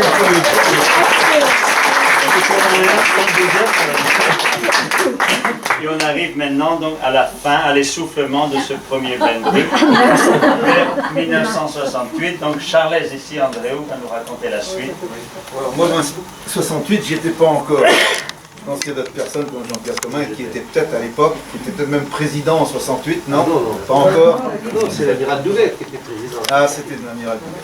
Moi, je suis arrivé avant toute la crise politique qu'il y a eu. Parce que là, quand je suis arrivé, moi, c'était en 1977. Donc, j'y connaissais pratiquement rien, à part avoir vu une pièce de théâtre à Sker et avoir participé en 58 à celui de, même pas participé, assisté à celui de d'Elian en 58, puisque ma sœur chantait, et elle avait eu aussi le deuxième prix. Et donc en 77, tout à fait par inadvertance, alors pour des raisons que je ne vais pas expliquer ici, j'ai connu le Blanc-Bruck, je me suis retrouvé en fait dans un stage de breton au Pays de Galles. Donc ça veut dire qu'il y avait déjà des stages de breton, et je pense que c'était assez innovant. Ça avait été organisé entre autres par Odile Le Scout qui était prof à l'Esnevin, et Job Andirienne qui était aumônier, enfin je pense aumônier du Blanc-Bruck, au moins l'un des rares prêtres, un des rares prêtres qui était au Blanc-Bruck à l'époque, à ma connaissance. Donc je me suis retrouvé là-bas, et c'est ce jour-là, le deuxième jour, que j'ai fait connaissance avec Goulrand, parce qu'on s'est retrouvé en fait dans le même dortoir. J'ai découvert quelqu'un, moi j'étais bretonnant, mais je suis glasique, donc kerné, donc totalement étranger. Ici, je suis un beurre. J'ai donc découvert des gens qui étaient lettrés, ce que je n'étais pas moi. Et j'avais quand même des difficultés pour comprendre, parce que il y a des gens qui parlent le breton, et puis il y a d'autres qui parlent le kerné. C'est deux langues différentes. Et donc petit à petit, j'ai découvert un peu tout ça. Bon bref, ça c'était la première approche que j'en ai eue. Et il se trouve que ce stage, j'ai appris plein de choses. J'ai appris à découvrir le Pays de Galles, j'ai appris à découvrir des jeunes bretons, parce qu'il y avait beaucoup d'étudiants avec nous aussi, ou des lycéens. Et en fait, ce qui s'est passé, c'est je crois que c'est en septembre ou octobre 77, Joe Condérienne, Odile Le Scout me disent on fait une réunion bilan un peu du stage, etc., mais à l'occasion d'une réunion au Blanc-Bruck. Alors je ne sais pas si c'était un conseil d'administration ou quoi, enfin une réunion qui avait lieu à Brest dans des locaux qui étaient, je ne sais plus c'était comment, rue Francis Jeanne, c'est un truc comme ça. C'est ça, et donc il se passe réunion, alors là je découvre qu'il y avait des gens qui étaient là, donc Gérard Pigeon, etc. Ça parlait beaucoup politique, à laquelle je ne comprenais pas grand-chose. Il y avait les anciens, puis les nouveaux, Mévélec, c'était l'ancien truc, là, et puis il y a eu les nouveaux après, et je sens qu'il y avait quand même des choses qui se faisaient, parce qu'il y avait les cahiers du Blanc-Bruck, mais politiquement, il y avait déjà eu une scission très forte. Il y a des gens qui étaient là, mais qui disaient qu'ils allaient partir, etc. Bon, moi je débarquais un peu dans tout ça. Arrive après une deuxième phase, où il y avait Jean-Bernard Floch qui était là, qui manifestement était jusqu'à présent responsable des fêtes du Blanc-Bruck, parce qu'il y avait dû y avoir, je ne sais pas où c'était en 67. En tout cas, c'est comme ça que ça m'avait été présenté, moi, quand je suis arrivé. Et il y a quelqu'un qui a dit, ah ben ouais, enfin lui il m'a dit entre autres, oui mais moi j'ai plus le temps de m'en occuper, les fêtes du Blanc-Bruck, il faudrait que quelqu'un prenne ça en main. Je ne sais pas comment le Saint-Esprit est intervenu ou pas, ou Perrotte. Toujours est-il qu'en sortant de la réunion, je me suis retrouvé en charge des fêtes du Blanc-Bruck, ne les connaissant pas vraiment, et me demandant qu'est-ce que j'étais allé faire là-dedans. Bon, ce qui était bien, c'est qu'il y avait quand même de la jeunesse là. Et donc, du coup, il se trouve que moi, j'ai connu le Blanc-Bruck à ce moment-là, parce qu'il y avait aussi des stages qui étaient menés au niveau des enseignants et au niveau des jeunes, qui étaient faits régulièrement. Et fête du Blanc-Bruck, cette année-là, il avait été décidé, c'était intervenu, qu'on le ferait à Lannion. Et c'était en 78, voilà, c'est ça. Hein. Donc on prépare un peu tout ça, on va sur Lannion, je me souviens que tu étais là, tu es quand on était allé voir ça. On rencontre les gens de Lannion qui font ça, parce qu'on changeait de lieu chaque année. Il se trouve qu'à l'époque, y compris dans le Blindbruck, il y avait Job Onirian écrivait un certain nombre de chansons pour des jeunes, et il se trouve qu'au Pays de Galles, un soir, il y a quelqu'un qui lui dit « Mais Job, j'ai entendu que tu étais en train d'écrire une œuvre assez longue, etc. Et tu pourrais nous dire en quoi ça consiste ?» Et Job a dit « Bah ouais, je vais aller chercher ça. » Et il a commencé à lire le texte. Et ça commençait comme ça, Saludit Vabro, Douarnoise Dijolo, Nounui Méric Davam, etc. Donc il raconte tout ça, les gens trouvaient ça superbe. Moi honnêtement je ne comprenais rien au breton qu'il racontait. Donc il fait tout ça, et il dit c'est pas fini, mais je suis en train d'élaborer ça. À ce moment-là, moi j'ai rencontré un certain nombre de gens qui chantaient là-bas, des guitaristes assez doués d'ailleurs. Il se trouve qu'après on a commencé à chanter un peu ensemble avec ces gens-là, que cette œuvre musicale se met en place petit à petit, et c'est là que j'ai découvert René, qui faisait la musique de ce qui est devenu après Armardal. Et comme on chantait nous ensemble comme ça, on a eu l'occasion de rencontrer René, parce qu'en même temps on avait fait, on était allé chanter au Camp d'Arbob qui était à Lorient, et il nous avait harmonisé un morceau qui s'appelait Cornwood en Inde, et c'est René qui avait fait ça. Je me souviens que, donc on avait fait ça en 78, et un jour il nous dit tiens, est-ce que vous pourriez passer à la maison? Je suis en train d'écrire les harmonisations sur Armardal, et avant de donner ça au chœur, j'aimerais bien voir ce que ça donne. Donc, comme vous êtes 4, je vous dirai quoi chanter, on mettra ça ensemble, moi je verrai ce que ça donne. Donc on s'est retrouvé avec René, qui nous explique tout ça, nous découvrons un peu aussi la musique polyphonique, même si moi j'avais fait un peu partie de la chorale de la JEB à Brest, et j'ai connu les brésiliennes à l'époque. Donc on va là-bas, on commence à faire ça, et puis ça se met en place. Il dit, je suis en train de travailler ça avec des chorales. À l'époque, il y avait les trois, il y avait Poudalmezo, Pouguerno et le Folguat. Il y avait Jolgat, donc il dirigeait Pouguerno ici. Et puis on commence à discuter de ça au Blindbruck, et puis on dit, bah oui, mais il va falloir produire ça, à Armardal. Et à l'époque, comme on avait lancé le fête de l'Agnon, on avait dit, tiens, mais pourquoi pas? Peut-être que ce serait l'occasion de lancer ça à l'Agnon. Alors c'était relativement révolutionnaire comme truc, d'abord au niveau du texte, enfin, pour ceux d'entre vous qui ont eu l'occasion de l'écouter, à l'époque c'était quand même assez novateur. Et c'était après novateur également, enfin à mon avis au niveau chœur, parce que il y avait les trois chorales en même temps, mais il y avait surtout des rythmes qu'on ne connaissait pas jusqu'à présent, et je me souviens en particulier, bon, tout ce qui est un peu là-dedans, il y avait des musiciens, il y avait un Triskel qui était avec nous, et je me souviens, ce qui n'avait pas posé problème, mais c'est qu'à un moment, René avait mis en place dedans une gavotte qui était chantée à 4 voix par des chœurs, ce qui à l'époque était totalement exclu. D'ailleurs, je crois qu'on a eu quelques remarques de la part de puristes de musiciens en disant, mais c'est plus de la musique bretonne. Ben si, c'était... Et donc, petit à petit, on met ça en place un peu, là. Et il se trouve qu'on avait prévu de le faire à Lannion, et un jour, en discutant avec René, puisque donc j'avais eu la charge des fêtes, il me dit, ça va pas être possible cette année à Lannion, c'est pas prêt, les chorales sont pas mûres, j'ai pas fini mon truc, Bon, on a dit, bon, ben, c'est pas grave, donc on avait prévu un autre programme, on avait été voir sur place, je me souviens qu'on avait travaillé là-dessus, là, les Landaires. Et puis il me dit, ben c'est pas possible. Donc on fait les fêtes de Lannion, ça avait été assez sportif un peu comme truc, mais bon, peu importe. Résultat, tout ça se passe, et puis à l'époque quand même, donc pendant l'été, il y avait des stages avec jeunes qui duraient quand même 3 semaines, quoi, qu'on menait à l'époque à Anvec, puisque Job était aumônier de lycée à Brest, et on fait ça à Enesraden à Anvec. Et en gros, le stage, c'était, on apprend le breton, on chante, on fait du théâtre, mais on construit et on répare également le lieu, puisque c'était en fait un ancien corps de ferme des aérotapés. Il y avait un peu de tout ça à l'époque, c'était revenir à la campagne, à la terre, etc. Et puis il faut apprendre les gens à travailler, enfin, tout était dans cette construction. Ça, c'était donc la deuxième année. La première année, plutôt, se terminent les fêtes de l'Agnon. Ça avait été, enfin, pas laborieux, mais c'est quand même du boulot. Il y avait une semaine complète, hein, je me souviens que...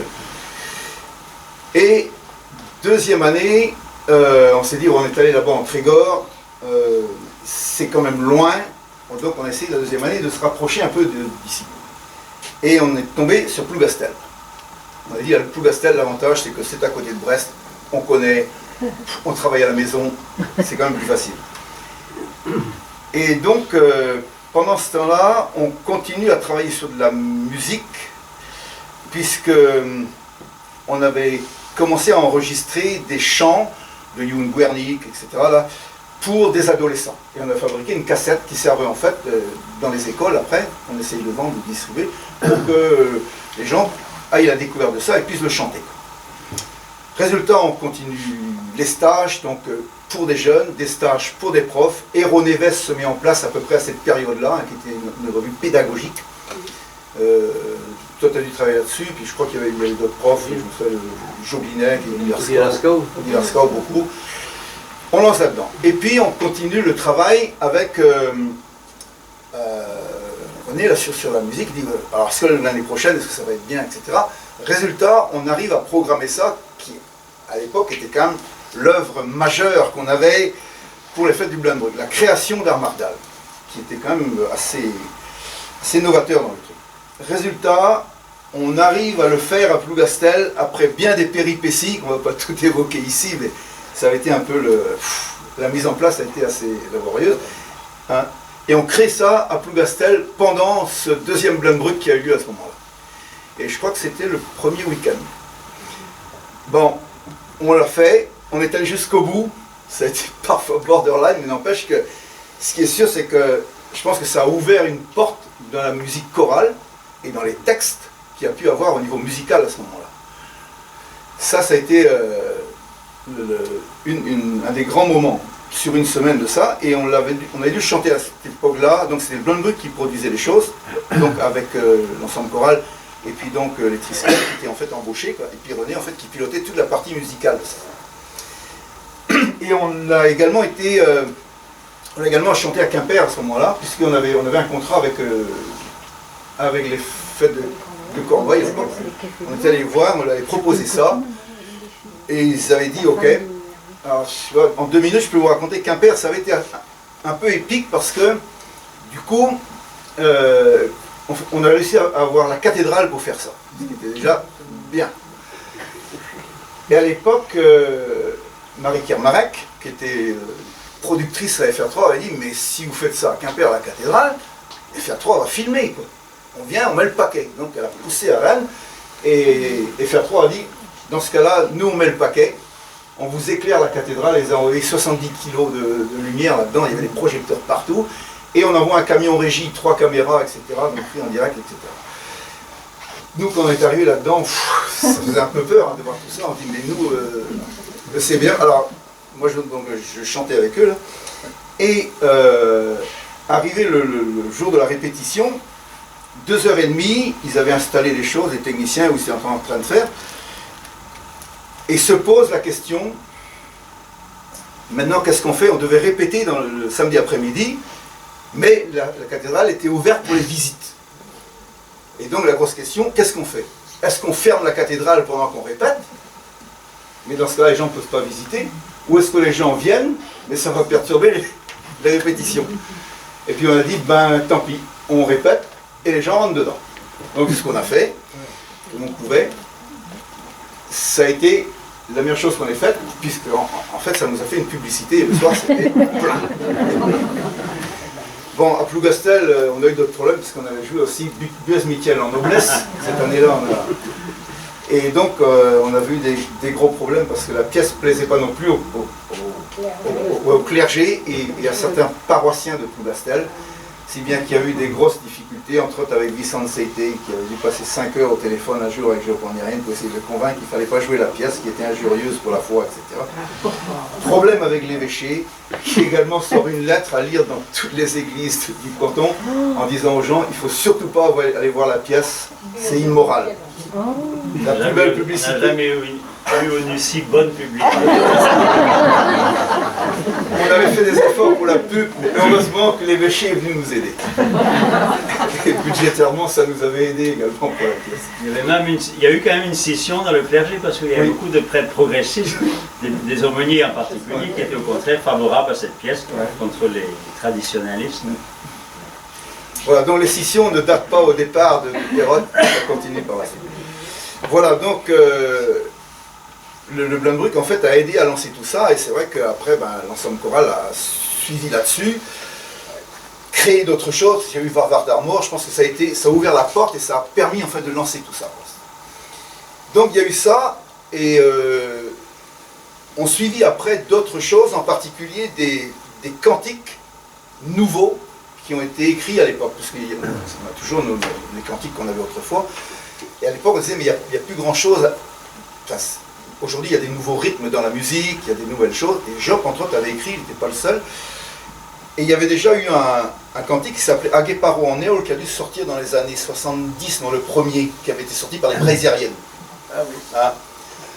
Et donc, en fait, on a continué avec Agéparo en Néol 2 et 3, là, des choses, un 33 tours, oui, oui. C'est le 2 celui-là, et puis il y a eu un troisième après encore qu'on avait fait, avec des cantiques nouveaux, bon, écrits essentiellement par Michel Skornek, Job, etc. en breton, qui normalement, on pensait que ça allait essaimer dans les églises, mais là, le clergé n'a pas non plus suivi le Blunbrück à l'époque. Hein. Donc, on était un peu dans la continuation des difficultés à ce niveau-là. Mais n'empêche que ça a été, pour nous d'abord, c'était une aventure qui était intéressante au niveau création. Et la troisième chose, ça a été ça, c'est-à-dire qu'on avait dit, ben, il faudrait peut-être sortir aussi quelque chose pour les primaires. Et donc un jour, moi je me souviens, pareil, René me dit, tiens, on va travailler avec Pierre-Yves Moigne et puis Job, on va écrire un disque pour des enfants. Est-ce que tu veux venir avec nous? Bon, moi j'étais allé. Et il commence à écrire des textes, etc. Et à un moment, il me dit, et toi tu veux pas écrire? Je dis, je sais pas, moi je suis carné, je connais pas trop le breton. Et il m'a dit, bah tu essayes. Voilà. Et c'est comme ça en fait qu'ils m'ont mis le pied à l'étrier pour écrire des trucs. Et qu'on a sorti après deux Sganines. Avec une bonne plougarnienne. Ah non mais j'ai oublié de... Ici, il faut que je vous parle le plougarneau un peu. Donc forcément ici avec... Il y en a qui connaissent? Ah bah oui, bien sûr. Voilà, Véro qui était soliste avec nous à l'époque. Et puis Doc qui ont chanté là-dedans. Marie qui a chanté également dans le disque là. Voilà, il y a eu Doc. Et on avait sorti ça. Un livre, un disque plutôt, qu'on a ensuite enregistré. Alors c'était RBO qui nous avait fait le travail d'enregistrement et de mixage. Ça c'était une céramique, donc une personne qui avait fait faire ça. Le disque, à mon avis, c'était de la belle ouvrage. Commercialement, ça a été un fiasco. Il nous a coûté cher. On a perdu de l'argent avec. Par contre, ça a été chanté dans tous les camps Narboble après.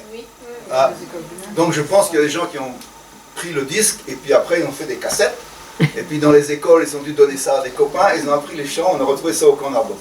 Bon, donc finalement ça a réussi le projet pour la PLT, c'était effectivement de lancer tout ça. Voilà. Donc ça a suivi après, et puis ce qui s'est passé après, ben, c'est que on a continué un peu à travailler sur des stages, etc., y compris avec l'université de Brest. Hein. Et puis petit à petit, ben, en fait, il y avait aussi de moins en moins de monde dans le Blunbrück, y compris des religieux, mais même d'autres personnes autour. Pourquoi? Parce que le monde change, et que je pense que le monde était de moins en moins clérical, et que les gens allaient vers d'autres associations. À l'époque, il y avait d'autres qui s'étaient créées, Skolan Enzao, il y avait Diwan qui se lançait, etc. Donc tout ça a attiré un peu ailleurs. Et petit à petit, le Blunbrück, en fait, à Lannion, on avait déjà vu ça, il y a des gens qui disaient, en fait, ça finit par être un espèce de puits, donc avec pas grand monde dedans, mais plein de monde autour. C'est-à-dire qu'il y a des gens qui disaient, ah bah oui, moi ça m'intéresse, etc. Mais à l'intérieur, c'est vrai qu'on avait de moins en moins de monde. Bon. On a connu donc cette période-là.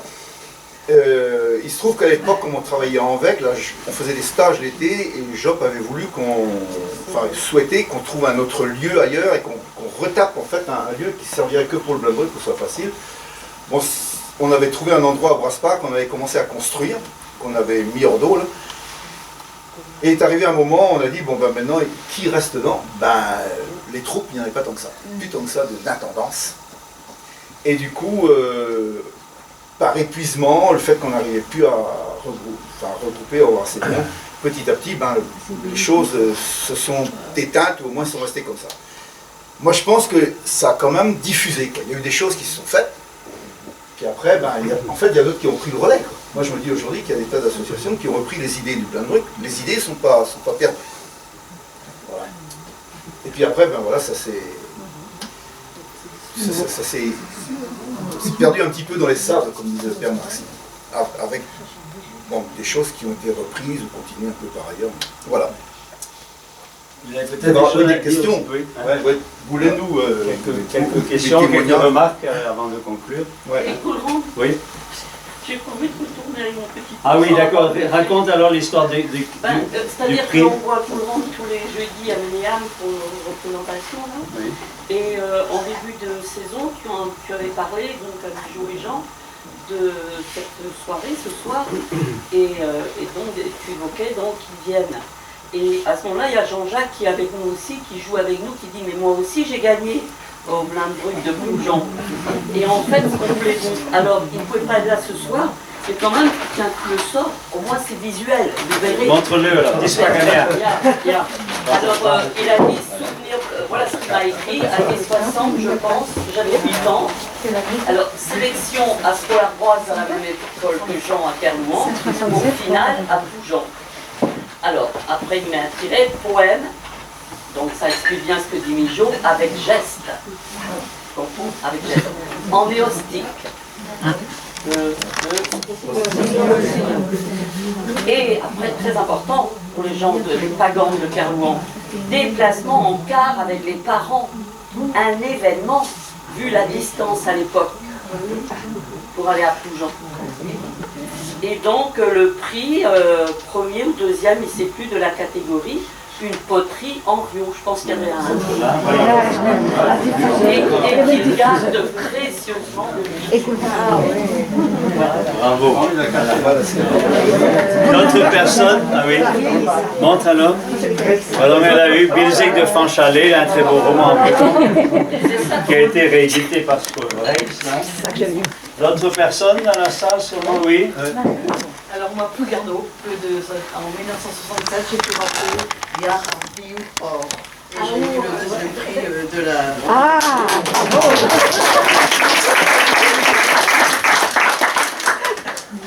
Oui. Mimi. Eh bien, écoute, alors moi c'était en 67. Oh là là là là, en 67, le premier prix Kanawen en Alfreder.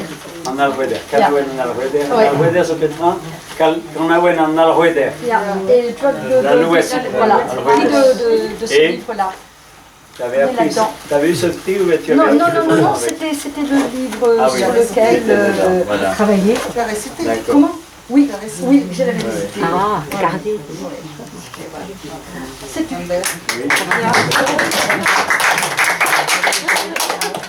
Je voudrais apporter quelques compléments.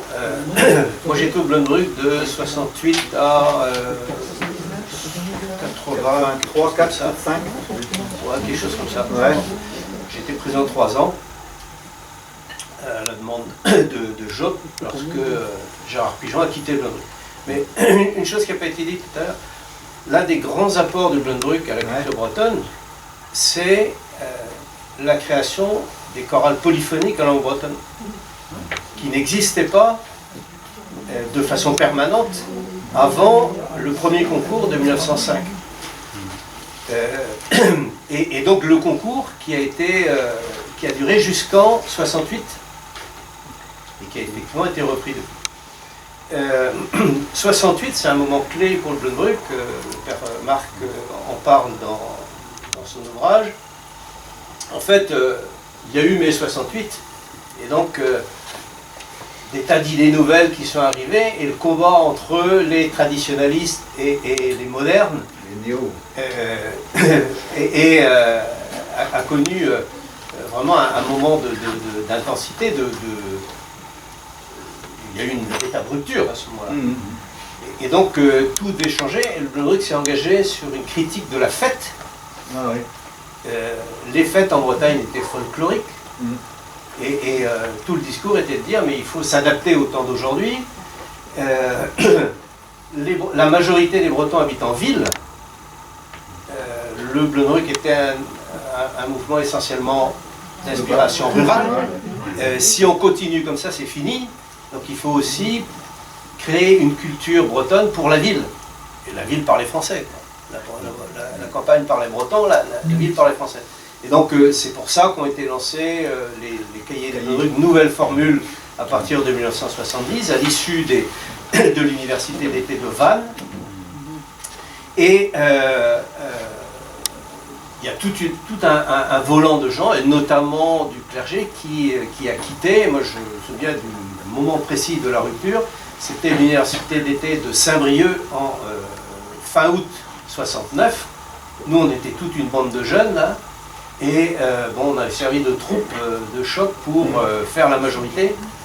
Et la majorité était pour le changement, l'évolution, etc. Le problème, c'est que il y a eu peut-être une certaine dérive un peu élitiste, quoi, et la tendance à donner des leçons à tout le monde, alors que le Blenbruck avait été à un moment donné, le seul vraiment grand mouvement populaire qui ait jamais existé en Bretagne. Capable de drainer des foules gigantesques, un peu à l'image du Pays de Galles, dont l'abbé Perrotte s'inspirait. Il est allé en 1935 à l'Essence de Bergaveni. Il est revenu complètement émerveillé. C'est un pays où tout Breton doit aller, comme tout bon chrétien doit aller voir la Terre Sainte. La comparaison était relativement osée. C'est en breton dans Faisabrès de décembre 1935. Et le Blenbruck essaie de faire en petit ce que fait l'Estesvode en grand au Pays de Galles. Donc vraiment l'inspiration. Et donc ces chorales, ce sont... alors René disait qu'il n'y avait pas de chants. Il y avait quand même des chants profanes, mais qui étaient pour les concours.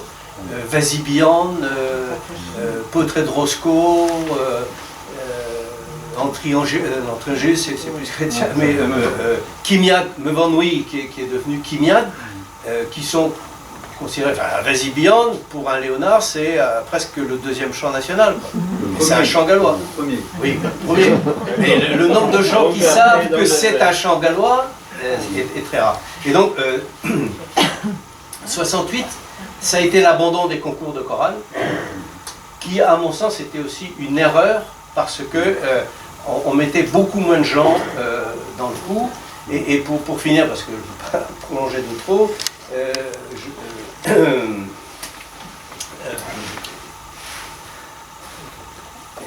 Andréo, Charles, collègue-moi d'Arnaud bien. Andréo, tu disais, bon, ça a essaimé, il y a eu des successions, oui c'est vrai. Le festival Canaloir à Landerneau, où ont été créées deux des cantates de René et de Job, Harper en 80. Comment on dit Harper Varvar d'Armor en 87 et Cannes Harper en 89. Canaloir s'est inscrit directement dans la filiation du Blenbruck, aux mêmes dates d'ailleurs, puisqu'il n'y avait plus les fêtes du Blenbruck. Un autre mouvement qui est dans la filiation directe du Blenbruck, c'est Cannes-Embrace, effectivement, la fédération des chorales bretonnes, créée par René Abjean en 2004, qui a repris le concours. Tout à fait. Voilà, bon. Et puis il y en a peut-être d'autres, mais donc ce qui a été fait n'a pas été fait en vain. Tout à fait. D'autres personnes, rapidement? Vous avez participé sûrement, vous avez fait dans les Blenbruck aussi? Oui. Voilà. Donc, si vous voulez, on conclut avec la conclusion du père Marc, justement. Ainsi s'en est allé le Blenbruck, 75 ans après sa fondation. Faut-il comprendre qu'ayant réussi, comme il l'avait voulu, à éveiller la conscience des Bretons aux richesses de leur propre pays, à leur foi, à leur histoire, à leur langue, à leur tradition, il ne lui restait plus qu'à s'effacer pour laisser mûrir les moissons qu'il avait semées. Ou plus modestement, n'en va-t-il pas du Blenbruck comme de toute réalité en ce monde, dont le destin est de naître, de vivre et de mourir? Les deux, sans doute. Il ne faudrait cependant pas oublier le sillage, comme ce que tu as dit, que son passage à travers le siècle a tracé sur la Bretagne et dont les ondes ont balayé jusqu'aux criques les plus reculées de son âme. Il ne faudrait pas oublier non plus la part d'héritage qui nous a légué depuis les fêtes populaires comme les Canaloirs de Landerneau ou celles de Douarnenez et l'essor des écoles bilingues après celui des cercles celtiques et des chorales bretonnes, jusqu'aux éditions d'Anavari Arzur à Scoligaloua, à Louvain, et au rayonnement de Minihil et Vénès de Chopin-Nirien, sans doute le plus clair héritage de l'abbé Perrotte au beau jour de Feyz à Bray.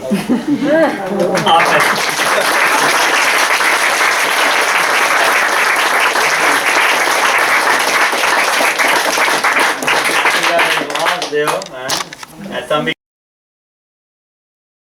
Réavoulou-nos David Matré. Merci beaucoup à tous les participants. C'est quelque chose une période très riche de l'histoire, bien sûr, qui n'est que survolée. Et là, vous avez des revues, des photos. Voilà.